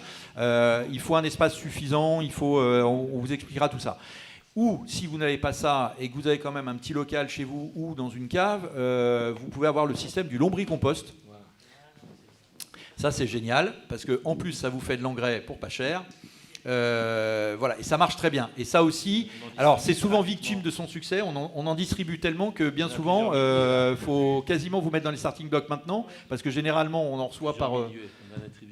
Voilà, mais il y a une demande très forte, et donc c'est les 2 systèmes.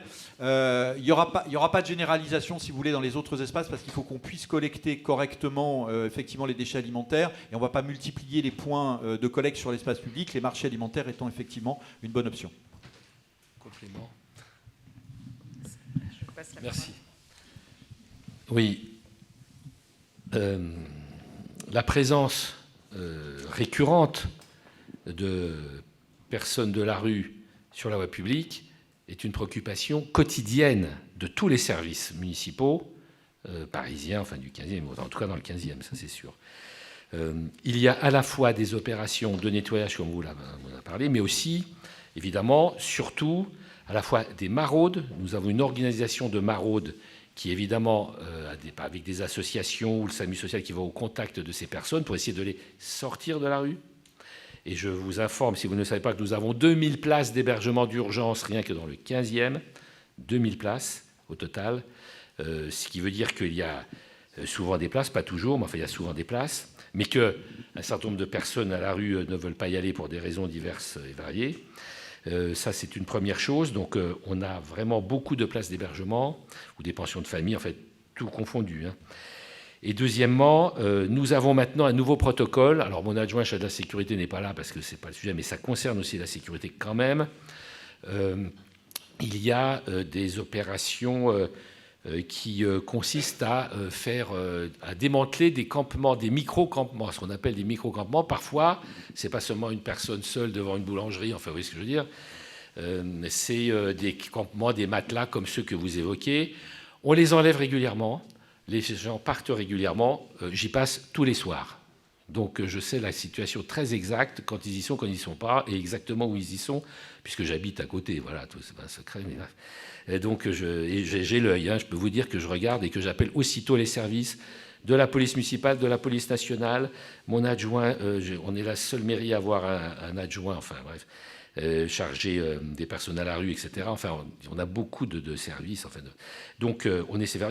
Et parfois, on n'emploie pas la force parce que c'est pas le sujet, mais on est parfois très persuasif. Voilà.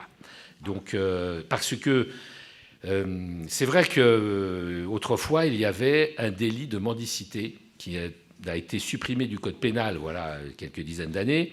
Donc la police n'a pas le droit d'aller voir ces gens et leur dire vous montez dans le panier à salade, comme c'était le cas auparavant. Il y a un service spécialisé de la police qui s'appelle la Brigade d'assistance aux personnes sans abri, la BAPSA, qui arrivait, qui, sans autre forme de procès, prenait les personnes, les mettait dans un car et ensuite les amenait à la maison de Nanterre. Moi, j'étais vice-président du centre d'accueil et de soins hospitaliers de Nanterre pendant un certain temps, représentant de la ville de Paris. Donc voilà, c'est un centre le plus important d'Europe de traitement des personnes à la rue, quoi, bref.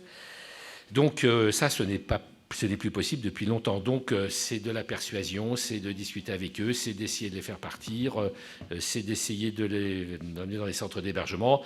Nous organisons par exemple plusieurs fois par mois à la mairie du Canada un petit déjeuner solidaire, où on essaie de les revenir, il y a des assistantes sociales, on essaie de discuter avec eux, de les rétablir, de reprendre. Enfin bon, voilà, il y a tout un travail considérable qui se fait, mais c'est vrai que ça s'est beaucoup développé aussi. Ça s'est énormément développé dans tout Paris. Et encore, notre arrondissement n'est pas le plus touché, parce qu'on essaie de faire en sorte que ça ne se développe pas là où ça doit se développer, et que nous ayons à la fois des centres d'hébergement, mais aussi que nous soyons assez persuasifs pour qu'ils ne s'incrustent pas, parce que ça crée beaucoup de perturbations, beaucoup de problèmes. On a eu un campement très longtemps à Sèvres-le-Courbe, sous le métro aérien à la sortie du métro. Il n'y est plus depuis plusieurs mois. Bon, je ne dis pas que ça ne va pas revenir. Voilà. Et d'ailleurs, moi j'ai prévu, alors je dis, c'est pas forcément lié à ça, mais un aménagement sur Sèvres-le-Courbe, on en parlait avec notre présidente, c'est un stationnement sécurisé de vélos qui doit être implanté là. Enfin, je suis en discussion avec la ville de Paris, parce qu'on a besoin aussi d'implanter des stations de vélos sécurisées dans des espèces de cages, enfin vous voyez, avec une ouverture électronique, etc., pour les vélos. Donc on essaie, parce qu'il faut trouver des espaces. Les espaces, on ne les trouve pas partout, et il ne faut pas que ça gêne non plus les commerçants, les riverains, etc. Donc on a là un projet d'implantation à cet endroit-là, par exemple. Mais on est très, très, très attentif, pour des raisons humaines d'abord, et puis aussi parce que bon, ça crée beaucoup de perturbations dans les quartiers. Merci. Merci, monsieur le maire. On peut continuer sur la voirie. J'ai fait un petit tour ce week-end rue Cambronne, pour échanger avec les habitants et notamment les commerçants. Je retiens, il y a plusieurs sujets, mais enfin je vais prendre les essentiels. Il y a 2 restaurants, le Filippo et le Bodega. Chacun m'ont fait des remarques immédiates quand je les ai rencontrés sur la présence de rats et de souris à la bord de cette rue. Et il y a eu la rue Cambronne a un côté très large de trottoir, et de l'autre côté, étroit. Hein. Du côté large, il y a des jardins. Alors, est-ce que c'est un choix délibéré? Ce sont des jardins qui sont un peu sauvages, je ne sais pas comment dire, c'est entretenu comme ça. Mais ça pullule de rats, et le Filippo m'a fait remarquer que cet été, il y avait des gens qui étaient attablés à l'extérieur et qui avaient des petites souris qui passaient entre leurs pieds. Donc ça fait mauvais effet pour un commerçant. Et l'autre problème concerne le Bodega.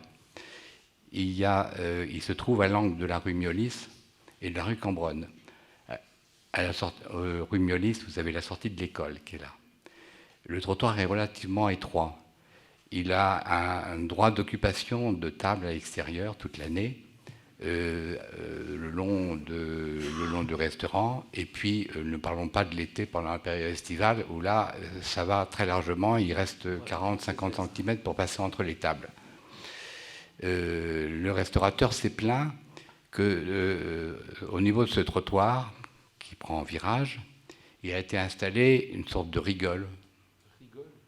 Je sais pas, une réception qui réceptionne l'eau, peut-être. Voilà. Et cette rigole est assez peu ouverte du côté de l'école, mais très évasée un peu plus loin, ce qui fait que les personnes sont obligées d'enjamber. Si une personne âgée met le pied dans la rigole, elle tombe. Et au niveau de cette rigole, récemment ont été installées des plaques métalliques qui doivent certainement recouvrir des installations téléphoniques ou électricité, je ne sais pas, où les gens glissent et se cassent la figure. Alors, il était assez embêté que ça se passe devant son restaurant. Il a ramassé plusieurs fois des personnes devant son restaurant. Ce qui fait que quand on arrive sur cette plaque, on glisse. Et si on glisse, en plus, on a la rigole juste à côté. Et, donc, il faut sauter. Voilà. Donc, à mon avis, c'est un problème qui, peut-être, je ne sais pas la manière dont il faut le voir, mais assez vite. Il faut tout casser. En fait, la rigole, elle a été faite, en fait, c'est pour l'écoulement de l'eau. tout simplement parce qu'il y a un problème de pente et d'écoulement d'eau. Ça a été fait il y a plusieurs années. C'est effectivement un système qui est pas compatible avec l'exploitation d'un restaurant à l'endroit où c'est. Puisqu'en fin de compte, quand vous êtes piéton, vous marchez sur un espèce de truc en pente des deux côtés, ce qui fait que si vous arrivez à ne pas vous tordre les pieds, c'est effectivement, il a son droit de terrasse le long de l'immeuble. On ne va pas parler de l'été où effectivement il s'étend largement, et je peux vous assurer que l'été dernier il a encore pris quelques verbalisations, mais bon, voilà. Mais effectivement cette rigole a été faite à cet endroit-là parce qu'il y avait de la stagnation d'eau, et en fait c'est pas du tout suffisant, il faut trouver un autre système, et il faut reprendre en fin de compte la pente complète du trottoir pour l'amener des immeubles vers le caniveau, et effectivement ça nécessite de tout casser, de tout refaire. Et donc ça nécessite de programmer les travaux et d'avoir les budgets en conséquence. Et pour le moment je ne l'ai pas. Mais effectivement, je sais, puisque je l'ai vu encore il n'y a pas très très longtemps, en sortant puisqu'il y a un gros chantier sur la rue Melis auquel j'étais au comité de pilotage, et où effectivement on voit bien que c'est pas suffisant. Je revérifierai parce que cette histoire de plaque métal, là, elle est posée dessus ou elle parce est que... juste au niveau du feu, Je regarderai parce que normalement... Donc on marche sur la plaque et puis on tient debout, ou on c'est une plaque saute la provisoire rigole. de travaux, là. C'est une plaque provisoire pour travaux. Non, c'est une plaque seulement en dessous. Je pense qu'il y a des réseaux téléphoniques ou de faut réseaux qu'on regarde électriques. parce que normalement elles sont pas en métal, elles sont en métal. Elles sont. C'est sur Miolis ou sur Cambronne? Sur Cambronne. Sur Cambronne. Bon. Là, c'est normalement on met pas ce genre de plaque parce que c'est des choses. Je sais pas. Bon, on regardera. Mais c'est vrai que alors de l'autre côté, pour revenir aux rats, je vous rappelle qu'on n'appelle plus ça les rats. Quand même. Les surmulots, merci. Bon, trêve de plaisanterie. Oui, effectivement, tous les jardinets, effectivement, sur la rue Cambronne, c'est bourré de terriers à l'intérieur. Nous, on a été en contact très régulièrement avec notamment l'hôtel Ibis parce que c'est infesté. Toute la difficulté, c'est de pouvoir traiter tous ensemble. C'est pas le tout de traiter effectivement sur les terriers et les jardins, mais quand vous avez énormément de déchets qui sont déposés un petit peu partout, etc.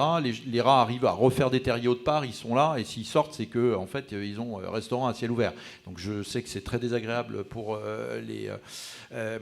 les clients des différents restaurants et aussi de l'hôtel, parce que dernièrement, on a été contacté par le directeur de l'hôtel, les rats sont carrément rentrés dans l'hôtel, dans le lobby, ce qui a créé une grande panique, etc.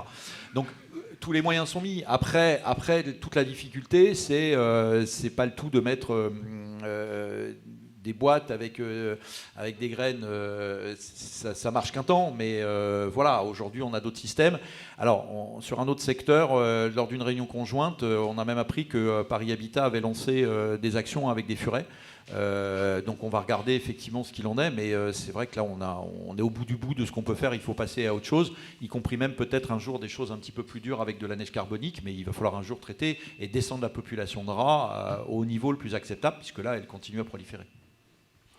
Et enfin, est-ce qu'il est de votre compétence de surveiller les terrasses estivales, la façon dont ils s'étendent sur la chaussée, un petit peu à leur aise, j'allais dire?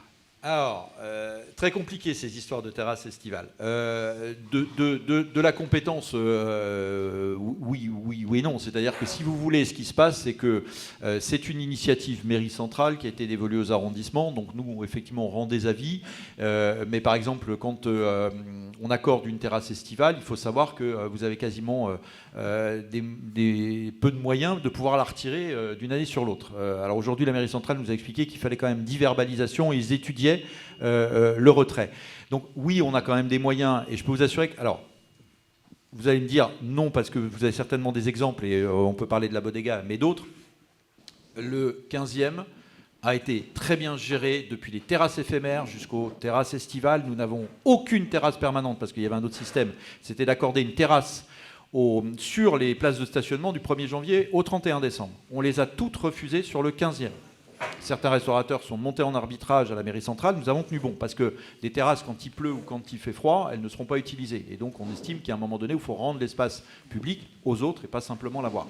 C'est très agréable dans certains quartiers d'avoir ces extensions. Les restaurateurs sont très contents, mais on y a veillé. Je vais même vous donner une anecdote. Le 16e arrondissement est venu nous demander comment on avait géré les choses. Le cabinet du maire du 16e nous a posé la question pour savoir comment on avait géré. On a essayé de gérer au mieux et c'est pas simple.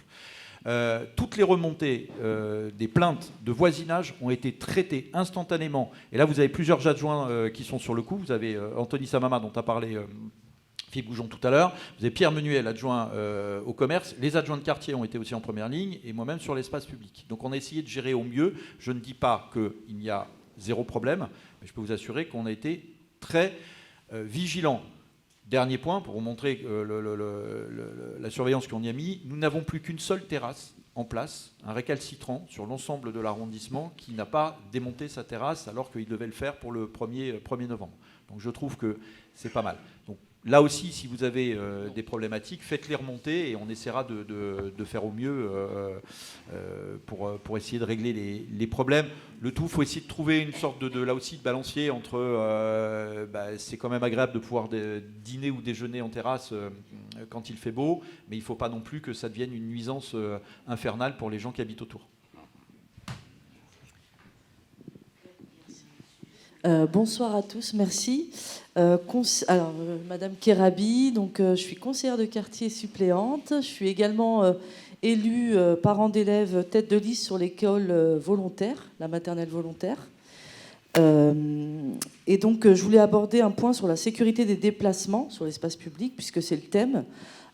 Un certain nombre de parents, donc depuis la rentrée, et puis depuis un petit moment déjà, sur l'école volontaire Blomet, le collège du Hamel, mais aussi sur le groupe scolaire de l'ENC, sont inquiets, sont soucieux de la sécurité des déplacements de leurs enfants sur ce tronçon. Et donc actuellement se mobilisent, on fait passer une pétition pour justement récolter un peu la parole des parents et aussi une mobilisation des parents sur, je parle de la rue Blomet, donc au départ de la rue Le Courbe jusqu'à l'intersection rue Volontaire. Les trottoirs sont assez étroits. Cette rue draine un certain nombre de déplacements d'enfants. Il y a aussi la piscine Blomet qui amène son lot de passants. Et donc, on est assez soucieux de la sécurité de nos enfants sur cet espace-là.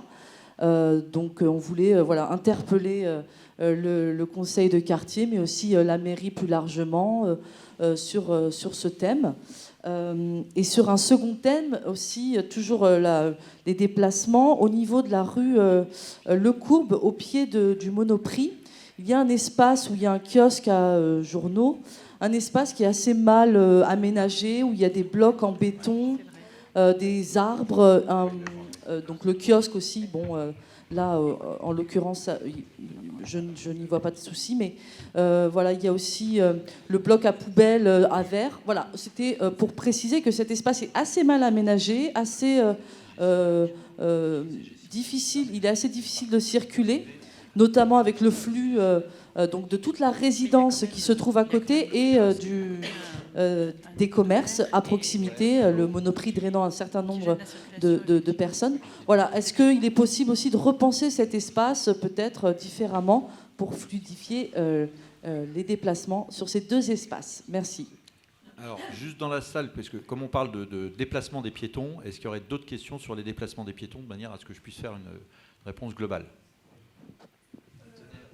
Avec le micro. Oui, il y a...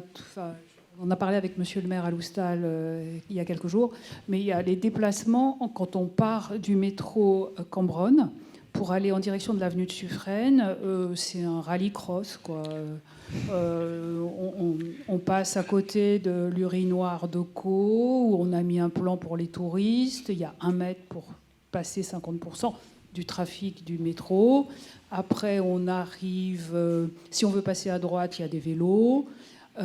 Ensuite, dans l'allée ombragée, il n'y a pas le parcours piéton, le passage piéton n'est pas dans l'axe de l'allée. C'est-à-dire qu'il faut se déporter sur la droite. Là, il y a eu un arbre qui a été mis en plein passage. Ça n'a pas beaucoup de sens. C'est comme si personne n'avait jamais fait ce chemin à pied. Par ailleurs, derrière la RATP, vous savez, dans la partie piétonne au métro, derrière le local RATP, il y a un passage où il y a un passage vélo. Le grand rond, le grand cercle vélo, Donc il y a des gens qui passent en piéton ici et ils sont en concurrence avec les vélos. Les piétons ont moins d'1 mètre pour passer, voire 80 cm. C'est assez dangereux. Enfin, c'est un petit peu comme si on n'avait pas bien réfléchi au parcours précis et concret. J'y reviendrai, mais si ça a été réfléchi, mais pas pour le piéton, pour le cycliste, me sauve. Oui, bonsoir, Francis Lalisse, je suis membre suppléant, élu suppléant des habitants. J'habite Villacroix-Nivert, donc qui fait le coude entre la rue Cambronne et la rue Croix-Nivert. Je trouve que le niveau du trottoir est très haut par rapport à la chaussée. C'est-à-dire que notamment en face c'est Bricorama, je crois, oui. Et là, en plus, les voitures, souvent, c'est un coup de... La visibilité n'est pas très bonne, les voitures vont souvent assez vite. Et je trouve que, bon, peut-être qu'il faudrait aménager un passage piéton. Et surtout, je trouve qu'il y a un problème de niveau. Le trottoir est vraiment haut des deux côtés de la chaussée, de cette villa, voilà, tout le long de la villa Croix-Nivert. Mais surtout à partir du Bricorama en remontant. Alors, donc, je vais commencer par la rue aux écoles, puisque c'est ça votre sujet, et effectivement, on est au courant des pétitions. Et, le point numéro 1, le point école numéro 1, c'est le point Blomet-le-Courbe. Il a toujours été, effectivement, le point nommé le plus dangereux de l'arrondissement, et toujours, on a essayé de faire en sorte qu'il soit pourvu. Alors, c'est compliqué aussi, ces histoires de vacataires, on pourra y revenir, mais c'est pas simple. À une époque, même, c'était... ce qu'on appelle des ASP, vous savez, ceux qui mettaient les PV, qui assuraient ce point école. Ils étaient à 2, parce qu'il faut mieux être à 2, puisque c'est très large. On a une difficulté sur cette portion de la rue Blomet. Les trottoirs sont étroits, on peut assez peu gagner d'espace trottoir. J'ai sur l'ensemble du périmètre, de Le Courbe jusqu'à Volontaire, un certain nombre d'établissements. Donc, dans l'idéal, il faudrait fermer la rue Volontaire et fermer la rue Blomet, et on pourrait avoir de larges trottoirs, et ce serait très bien. Sachez que j'ai des demandes de parents qui me demandent de fermer la rue des Volontaires et d'autres de fermer la rue Blomet. C'est compliqué parce qu'en fin de compte, si vous prenez le plan de circulation, d'abord, si vous fermez là, ça crée un nœud et puis ça va se déporter autre part. En plus, la rue Blomet, quand on nous l'a proposé, la mairie centrale nous l'a proposé en rue aux écoles, en fermeture complète. On fait quoi de la rue Émile Duclos quand ça descend? Il faut à ce moment-là remonter jusqu'à Vaugirard. Enfin bref, ça pose pas mal de difficultés. On avait eu, parce que les rues aux écoles parisiennes, on n'a que 2 solutions qui nous ont été proposées par la mairie centrale. Soit la fermeture totale, c'est ce que vous avez sur François Copé, c'est ce que vous avez sur Chussenberger, là où on a des aménagements et où c'est possible et où effectivement on a totalement fermé. Ça a été fait aussi du côté de la Cordaire avec 2 barrières, mais en fin de compte vous avez les 2 roues motorisées qui arrivent à passer quand même, et on n'arrive pas à aménager. Soit vous avez un système que moi je n'aime absolument pas. Faut arrêter de croire que tout le monde parce qu'il y a un panneau, va ne pas prendre cette rue. C'est la rue de la Saïda, c'est la rue Gutenberg. Donc ce sont des rues qui restent ouvertes, parce que c'est pareil, on ne peut pas non plus fermer toutes les rues. Il y a quand même des parkings, il y a des gens qui vivent aussi dans les rues. On est parents, on n'habite pas forcément dans la rue de l'école de nos enfants, mais il y a des gens qui y vivent, donc il faut aussi un petit peu regarder leur parcours et leur cheminement. Et on avait proposé avec ma collègue Chantal Rodgen, quand on a eu ces premiers éléments, soit de fermeture totale, soit d'une fermeture avec juste un panneau disant rue piétonne, interdiction à la circulation sauf desserte locale, où en fin de compte les gens continuent à rouler, et où en fin de compte on n'a pas de rue aux écoles et personne ne va sur la rue comme on pourrait l'avoir si la rue était fermée. Un système qui se pratique à Lyon, et là je ne peux pas être accusé, vu la couleur politique de la mairie de Lyon, c'est un système de fermeture aux entrées et sorties des écoles. Donc on pourrait fermer à 8h15, 8h20 jusqu'à 8h40, 8h45 au moment d'entrée et de sortie, ce qui fait qu'effectivement là on bénéficie de l'ensemble de l'espace, et puis bon, la circulation serait déviée mais pour un temps limité. À Paris c'est pas possible. Voilà, c'est ce qui nous a été répondu par M. Béliard. On en avait même reparlé lors d'une réunion avec Philippe Goujon. C'est pas possible pour des problèmes de personnel, etc. Donc ce qui est possible à Lyon n'est pour le moment pas possible à Paris. On leur demande très régulièrement, parce que c'est une des solutions alternatives, parce que sur cette rue Blomet, qui concerne l'ENC, les élémentaires et maternelles, non, c'est élémentaire Blomet, il y a maternelle volontaire plus le collège. Effectivement, il faut qu'on arrive à trouver une solution. On pourrait éventuellement gagner il y a quelques places en face des écoles, mais du côté Blomet, quelques places de stationnement, donc on pourrait rogner. Le problème, c'est qu'on a un hôtel en face, il faut pouvoir livrer l'hôtel. Enfin bref, il y a énormément de difficultés. Il faut pouvoir aussi livrer la piscine. Et donc, on n'a pas. Du côté de l'ENC, on n'a pas la possibilité. Du côté de volontaire, le trottoir est suffisamment large, si vous voulez, côté volontaire, mais on a la problématique du carrefour. Voilà. Il faut qu'on trouve peut-être quelque chose de plus sécurisé sur le carrefour et qu'on arrive à faire un certain nombre d'aménagements sur le carrefour. Mais en tout cas, on est prêt à la discussion. On a aussi des propositions qui, pour le moment, n'aboutissent pas sur la mairie centrale. Donc ça, c'était pour votre première question. En ce qui concerne... il y avait Alors, sur le Monoprix, il y a une partie privée, il y a une partie publique du trottoir. Il faut regarder avec Gessina, effectivement, ce qui peut être fait. Il y a certainement, effectivement, des aménagements qui peuvent être faits. Le kiosque, ça va être difficile de le faire bouger. À la rigueur, la colonne à verre, on peut la modifier. Malheureusement, on ne peut pas faire de colonne à verre enterrée. Il y a trop de réseaux en dessous. Mais on peut regarder, effectivement, pour libérer l'espace, si on ne peut pas mettre la colonne à verre à un autre endroit. Ça, c'est quelque chose à regarder pour, effectivement, je comprends tout à fait qu'on puisse revoir cet espace-là. Sur le cheminement, Madame Piéton, très clairement, effectivement, on a une difficulté, c'est que aujourd'hui, le piéton n'est pas assez mis devant quand il y a des aménagements qui sont faits. Et ça me permet de lancer sur un des projets de mandature de Philippe Goujon, parce qu'il reste assez modeste, il n'en a pas encore parlé, mais qui concernera votre conseil de quartier, c'est la modification de la rue de la Croix-Nivert, qui englobe donc Croix-Nivert entre la place Cambronne jusqu'à la rue de Javel, qui à terme sera mise en sens unique pour passer de trottoirs qui font 80 cm et qui sont hyper dangereux sur une grosse partie, on n'est pas très loin, on est à côté, jusqu'à des trottoirs qui iront de 2,50 m jusqu'à 3 mètres. Et là, effectivement, la priorité des priorités, ça a été le cheminement piéton. Il y aura les pistes cyclables, mais prioritairement, on a surtout travaillé sur l'espace piéton de manière à avoir des trottoirs utilisables par tous et par plusieurs et de pouvoir effectivement... voilà. Donc il y a un sens de circulation qui sera gardé, qui est le sens de circulation de la ligne du bus, et effectivement de pouvoir libérer de l'espace. Voilà, ça prend du temps parce qu'il y a eu plusieurs projets, il fait les regarder aussi, là aussi, pour pouvoir s'arrêter, garder quelques places de stationnement, mais il y aura une présentation qui sera faite au conseil du quartier, une présentation d'abord des derniers projets au niveau du maire, et après par la suite des choses qui seront effectivement présentées au conseil de quartier et probablement en réunion publique. Oui, la parole est à monsieur le maire. Oui, donc sur ces différents points, quelques compléments. La rue Blomet, je suis en parfait accord avec vous. Je l'ai demandé, voilà plusieurs années d'ailleurs, à la mairie centrale, lorsque notamment le projet que je soutiens d'ailleurs de rue aux écoles a été mis en place par la mairie de Paris, dans un certain nombre de sites qu'a évoqué mon collègue, mon adjoint.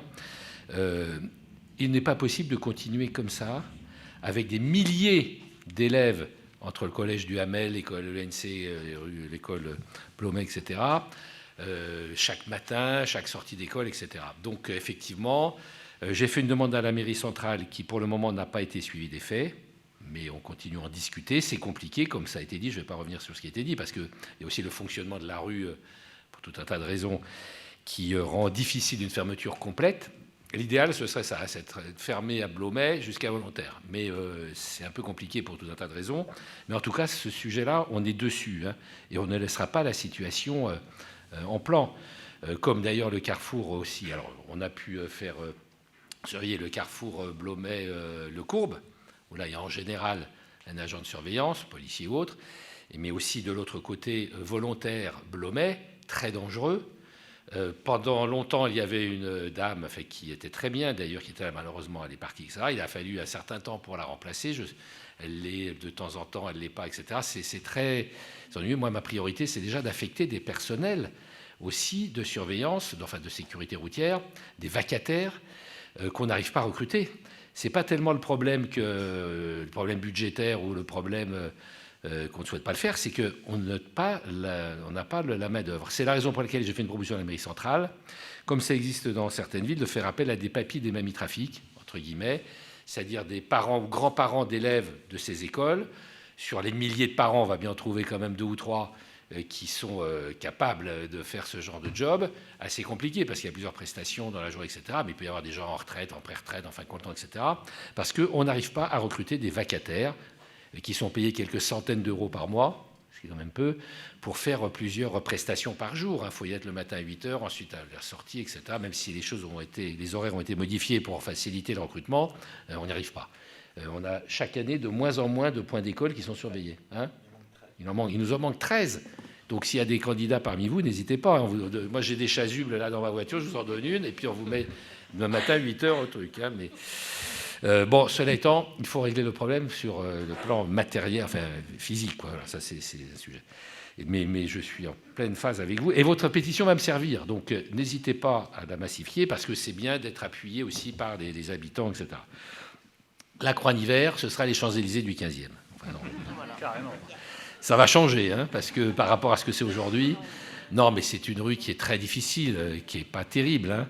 Donc l'idée, ça a été dans le cadre d'une politique municipale qui s'appelle Embellir votre quartier. Ça fait combien de temps? 1 an qu'on travaille là-dessus, peut-être 2 ans. Bon, c'est très long. Le temps administratif est un temps long. C'est ça le problème aussi, que les gens veulent tout de suite des résultats, mais nous, c'est très très long, l'administration. Donc on travaille là-dessus. Enfin, c'est pas facile, parce qu'on veut élargir les trottoirs, on veut faire de cette rue une rue arborée, avec des arbres partout. On pourra en mettre, parfois on ne peut pas en mettre parce qu'il y a des canalisations, des choses comme ça. Mais en mettre, combien on a prévu d'arbres là-bas? Une 60aine d'arbres quand même. Hein. C'est pas rien. Comme j'en ai fait planter 13 rue Frémicourt quand on a refait le parking, après le parking, là on en aura une 60aine. Élargir le trottoir, piste cyclable, etc. Ce qui amènera à la mettre en sens unique aussi. Ça c'est aussi quelque chose dont il faut qu'on discute, au moins sur jusqu'à convention à peu près. On s'arrête à Javel, voilà, c'est ça, Javel. Donc, elle va être embellie, etc. Donc ça va changer vraiment la physionomie, et aussi sur Cambronne, bien sûr. Donc, dernier point sur la rue Le Courbe, en face du Monoprix. J'ai un problème, moi, je vous dis franchement, je suis en guerre totale avec Gessina. Voilà. Donc, ça se passe très, très mal. Ils traitent très mal... Ouais, Gessina, oui, excusez-moi, c'est une société foncière, immobilière, foncière, oui, qui est propriétaire de cet ensemble, qui est assez compliqué pour l'entrée. Vous voyez, vous entrez dans un truc, vous ne savez pas où vous êtes. Enfin bref, ça se passe très mal avec eux, ils gèrent très mal leur patrimoine, ils méprisent les locataires, enfin ça se passe mal. Donc pour les aménagements, ça se passe mal. Pour les propositions qu'on fait, ça se passe mal. Je suis en conflit avec eux sur plusieurs projets, enfin sur plusieurs sites du 15e. Donc c'est pas facile, je ne sais plus qui a posé la question. Alors il y a aussi l'espace public, hein, je crois que ça a été dit. Mais tout ceci est quand même un peu enchevêtré, donc c'est un peu compliqué. Mais c'est un sujet aussi sur lequel qu'on traite, à savoir le réaménagement de cet espace qui n'est pas adéquat. Et puis aussi, oui, lorsqu'on a fait le café travaux la semaine dernière, on a bien noté là ce devoir avec mon adjoint qui n'a pas pu venir malheureusement, ce que je lui reproche. Mais bon, il a un travail aussi personnel. Donc c'est ce que vous nous avez dit était très très intéressant. C'est du vécu, hein, le fait. Bon, donc c'est sûr, quand on fait un aménagement à un endroit, on ne voit pas forcément toute la continuité de ce qui ne va pas. Enfin oui. Merci en tout cas de vos informations. Est-ce possible d'aménager des choses? On l'a noté. Et le directeur de la voirie, Marty, était là. Je vais parce que l'heure tourne, donc il y aura beaucoup de sujets. Je crois que j'ai oublié de répondre à monsieur. C'était à quel sujet? Ah oui, Villa Croix-Niver. Oui, je vous en reparlerai en aparté. Voilà. Voilà, il y a d'autres sujets. C'est parce qu'on pourrait parler de voirie et de propreté quasiment toute la soirée, toute la nuit. Je vais rester un petit moment, donc si des gens veulent me parler par la suite pour que je puisse noter d'autres choses, mais je crois qu'il y a d'autres sujets à l'ordre du jour et il faut quand même passer la parole aux autres. En tout cas, je vous remercie beaucoup de vos questions et me tiens à votre disposition.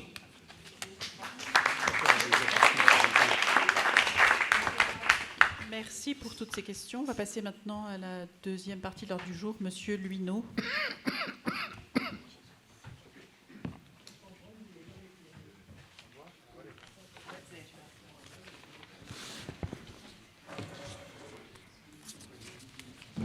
Bien, bonjour à tous.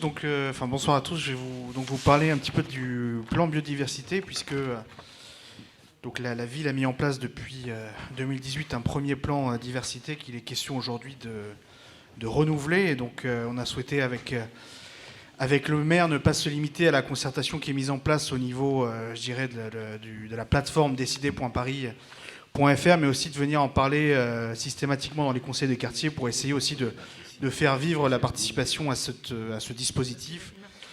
Dans un calendrier qui est le suivant, que vous pouvez voir à l'écran, en fait, depuis mi-fin septembre jusqu'au mois de janvier 2024, la ville va mettre en place une consultation du public et des experts parisiens pour comprendre en fait quelles sont les attentes parisiennes en matière de biodiversité, comment est-ce que ça peut se répercuter sur les projets d'aménagement de la ville. Suite à ça, de février à fin 2024, il va y avoir tout un travail de synthèse des propositions qui seront faites par les services techniques et la préparation du futur plan biodiversité qui sera ensuite voté en Conseil de Paris. Il faut savoir que la biodiversité, finalement, dans une ville comme Paris, on peut trouver que c'est un sujet peut-être un petit peu baroque, mais en réalité, il y a beaucoup plus de biodiversité, que ce soit la flore ou la faune, qu'on peut l'imaginer. Je vous ai fait un extrait ici de quelques chiffres. Vous avez par exemple plus de 637 espèces de plantes qu'on retrouve en Ile-de-France qui sont répertoriées à Paris, et plus de 1000 espèces animales qu'on a recensées en ville. Alors ça va des espèces d'oiseaux nicheurs à quelques espèces de reptiles, ou également des mammifères comme les chauves-souris par exemple, parmi tant d'autres, mais aussi des espèces qui sont protégées, et certaines voire qui sont des espèces menacées sur liste rouge au niveau régional et national. Donc c'est un sujet qui peut sembler anecdotique, mais qui reste quand même important. Le plan biodiversité, c'est un plan qui finalement est complémentaire au plan climat et au plan local d'urbanisme bioclimatique qui vient d'être voté par le Conseil de Paris. Contrairement à ces deux plans, le plan biodiversité n'est pas un plan qui a vocation à créer des règles opposables. C'est plutôt un plan qui est ici pour donner des orientations programmatiques, c'est-à-dire quelles sont les attentes en termes d'aménagement des Parisiens, donc comment est-ce que ça peut se répercuter dans la politique d'aménagement de la ville.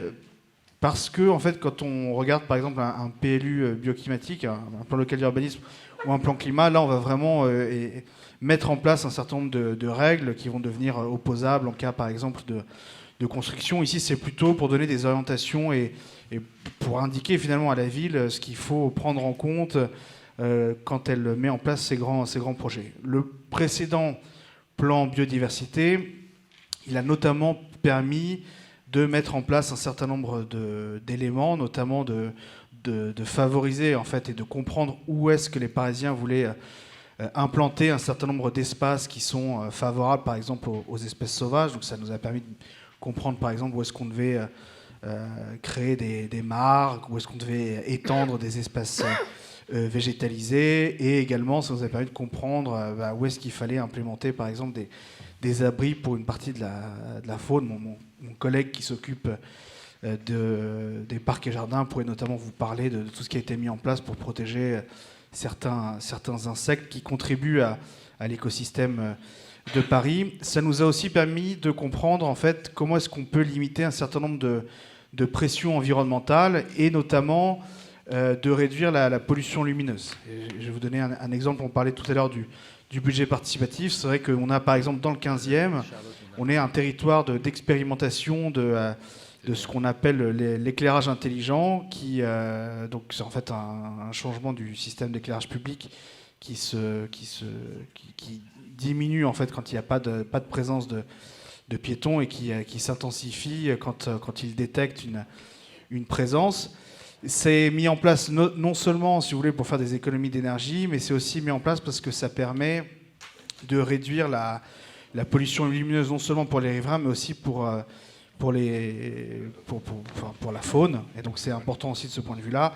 Et puis ça nous permet aussi, ça a permis de contribuer à la mise en place d'un certain nombre de plans liés à la biodiversité, comme le plan arbre, qui est en fait une déclinaison de la politique de végétalisation de la ville, et notamment de la mise en place de la charte de l'arbre, dont le maire a été signataire il y a quelques années de cela, et qui nous permet aussi d'essayer de mieux protéger les arbres présents dans la ville. Le plan biodiversité, il est aussi accompagné d'un atlas de la nature de Paris que je vous invite à consulter. Il est disponible sur le site de la mairie de Paris. qui est assez intéressant parce qu'il propose notamment un certain nombre de balades pour ceux qui s'intéressent à la nature en ville. Donc vous avez ici un tracé. Alors j'ai bien conscience que c'est peut-être pas forcément très visible de là où vous êtes, mais je demanderai à ce qu'on puisse mettre cette présentation en ligne. Mais ce qui est intéressant, c'est que pour chaque balade qui vous est proposée par la ville, vous avez aussi une cartographie des différentes espèces de flore et de faune qui sont identifiables sur ces différents terrains pour aussi essayer de rapprocher un petit peu les Parisiens de la nature. Quand on regarde un arrondissement comme le 15e, il y a un profil biodiversité qui est assez divers, avec un certain nombre d'aménagements qui ont été mis en place dans le précédent plan de biodiversité. Là aussi, j'imagine que ce n'est pas très visible, mais par exemple, si on regarde votre quartier, ici, on cartographie notamment différents permis de végétaliser qui ont été proposés. Alors, les permis de végétaliser, c'est bien, mais encore faut-il que les personnes qui le reçoivent s'engagent à bien entretenir, notamment les pieds d'arbres, qui peut parfois être un sujet un petit peu problématique. On en reparlera peut-être un jour dans votre conseil, mais ça fait partie notamment des initiatives qui sont ouvertes aux riverains. Les cours oasis aussi qui permettent de végétaliser un petit peu les cours de nos enfants. Alors par exemple, on a ici dans cette école côté élémentaire une cour oasis qui a été installée, et on en a aussi du côté de l'école élémentaire et l'école maternelle Mademoiselle juste à côté, donc qui permettent d'apporter à la fois, je dirais, un espace de fraîcheur. Ça contribue à créer un îlot de fraîcheur en ville, mais c'est aussi un moyen de rapprocher finalement la nature auprès des plus petits. Alors là aussi, on a eu plusieurs, je dirais, phases d'installation de cours oasis dans la ville de Paris. La première phase a été peut-être un peu plus problématique, mais aujourd'hui, quand on regarde les dernières réalisations, notamment au niveau de la maternelle et élémentaire Mademoiselle, on arrive sur quelque chose qui est un peu plus pérenne dans le temps et qui satisfait davantage les services et les riverains et les écoles. Là, encore une fois, si vous voulez vous regarder un peu plus en détail ce profil biodiversité du 15e, vous pourrez regarder la carte qui se trouve en ligne, avec aussi une carte interactive. Mais j'ai aussi voulu vous sortir quelques chiffres clés pour le 15e, qui est un arrondissement qui fait presque 850 hectares dans l'ensemble, et qui a près de 8% de l'arrondissement qui est composé d'espaces verts, donc une cinquantaine d'espaces verts dans l'arrondissement, pour à peu près 65 hectares. On a notamment des éléments dans le 15e qui sont reconnus d'intérêt écologique régional, avec évidemment la Seine, mais aussi la petite ceinture ferroviaire, hein, qui est une des balades qui vous est proposée par la ville de Paris, avec aussi un certain nombre d'autres espaces. Alors, ce sont des termes un petit peu qui sont issus du jargon, mais par exemple les espaces de biodiversité et ce qu'on appelle les réservoirs urbains de biodiversité, qui sont plus ou moins les mêmes types d'espaces, mais qui ont juste une taille qui n'est pas la même, les réservoirs urbains étant beaucoup plus grands. Et puis un ensemble de bassins végétalisés aussi qui permettent, je dirais là aussi, de créer des îlots de fraîcheur et d'accueillir une biodiversité un petit peu différente. Dans un autre quartier, on a par exemple les canards du parc Georges Brassens. Plusieurs projets municipaux qui ont été notamment conduits par le maire depuis 2020, avec près de 3000 m² de toiture végétalisée, près de 675 m² de murs végétalisés aussi pour les installations municipales. Et puis, je le disais, un certain nombre de cours oasis qui ont été mis en place, notamment financés par le budget participatif. Encore une fois, ce qui vous donne aussi une idée un peu de l'importance de ces dispositifs pour financer un certain nombre d'installations au niveau de la ville, et là encore l'importance de votre mobilisation. Et puis ce qu'on appelle des projets d'engagement citoyen en matière de développement de la biodiversité en ville, c'est tout ce qui va être jardin partagé. On en a 8 dans l'arrondissement qui fonctionnent plutôt bien, et aussi les permis de végétaliser dont on a parlé, qui sont, je dirais, à chaque fois qu'ils sont octroyés, qui doivent aussi faire l'objet d'un engagement aussi de la part de ceux qui reçoivent le permis de bien les entretenir. Tout ça, si vous voulez, ça vient aussi d'un certain nombre de politiques qui ont été souhaitées par le maire. Alors, Je vais accélérer un tout petit peu, mais c'est, vous voyez, la construction de l'arc vert structurant qui fait partie d'un projet de la mairie du 15e arrondissement, avec la petite ceinture, on en a parlé, mais aussi la prolongation de la coulée verte sur les quais de Seine et la remontée finalement qui nous amène jusqu'à Montparnasse pour créer une continuité végétale, une espèce de fer à cheval qui nous permette d'avoir une possibilité de transiter dans l'arrondissement le long d'un continuum écologique et végétal. Je voulais juste avant de vous expliquer concrètement comment est-ce que vous pouvez contribuer, vous parler de 5 projets qu'on est déjà en train de proposer avec le maire à la mairie centrale dans le cadre du prochain plan biodiversité. Il y en a 5, je passe très rapidement, mais il y a évidemment le héliport, avec l'idée de récupérer les héliports pour en faire un vrai espace vert, un espace aussi où on peut y pratiquer le sport pour rendre finalement cet espace aux Parisiens. Il y a la prolongation de la coulée verte. On finance un dernier tronçon qui sera la 4e phase entre la rue du Théâtre et la rue du Docteur Finlay. Donc là aussi financé par le budget participatif, mais auquel on demande aussi une contribution financière supplémentaire à la ville. On souhaite aussi, avec le maire, ouvrir le tronçon ouest de la Petite Ceinture pour l'allonger un maximum. C'est aussi une requête qui a été faite il y a quelques temps maintenant. On la met, je dirais, à l'ordre du jour de ce prochain plan biodiversité. L'île aux Cygnes aussi, pour en faire un vrai espace de biodiversité, notamment pour tout ce qui est faune et les oiseaux notamment. Et puis enfin, qui concerne un peu plus directement votre quartier, l'idée de prolonger la végétalisation, notamment du boulevard Pasteur jusqu'au quai de Grenelle, avec l'idée de continuer et à végétaliser le boulevard Grenelle et Garibaldi, donc notamment pour végétaliser les terre-pleins centraux et créer cette vraie continuité, je dirais, de promenade qu'on a proposé à la ville, puisqu'on a notamment besoin d'un certain nombre de contributions financières. Il y avait, pour information, un projet au budget participatif qui avait été déposé sur ce plan-là il y a quelques années, mais les montants qui avaient été mis à disposition étaient encore insuffisants. Donc on cherche notamment dans ce plan biodiversité à avoir un nouveau financement de la ville. Vous avez ici les différents moyens de contribuer. Vous avez le site décider.paris.fr et puis vous avez à disposition à la sortie un questionnaire en papier pour ceux qui ne sont pas forcément habitués des outils numériques que vous pouvez remplir et nous rapporter en mairie du 15e. Vous pouvez remplir un certain nombre d'éléments et puis d'autres adresses qui s'affichent ici à l'écran. Encore une fois, vous pourrez les retrouver sur le site de la ville et sur le site de la mairie. Voilà ce que je pouvais vous dire très rapidement sur ce plan biodiversité. N'hésitez pas, si vous avez des questions, à venir me voir après. Je vous remercie. Merci beaucoup, Mathieu. Merci beaucoup. Est-ce que vous voulez ajouter quelque chose, monsieur le maire, là-dessus? Non? Très bien. Alors, on va se quitter là. Je vous souhaite...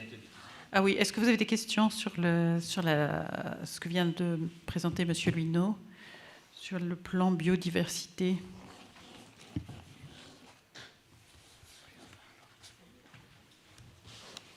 Pas de questions? Bon. Alors, merci beaucoup pour vos contributions et vos questions. Merci pour et bonne votre soirée. présence. Merci les conseillers de quartier, merci monsieur le maire, merci les intervenants Jean-Yves Pinet et Mathieu Luineau d'être intervenus ce soir et Inès d'avoir été présente. Merci.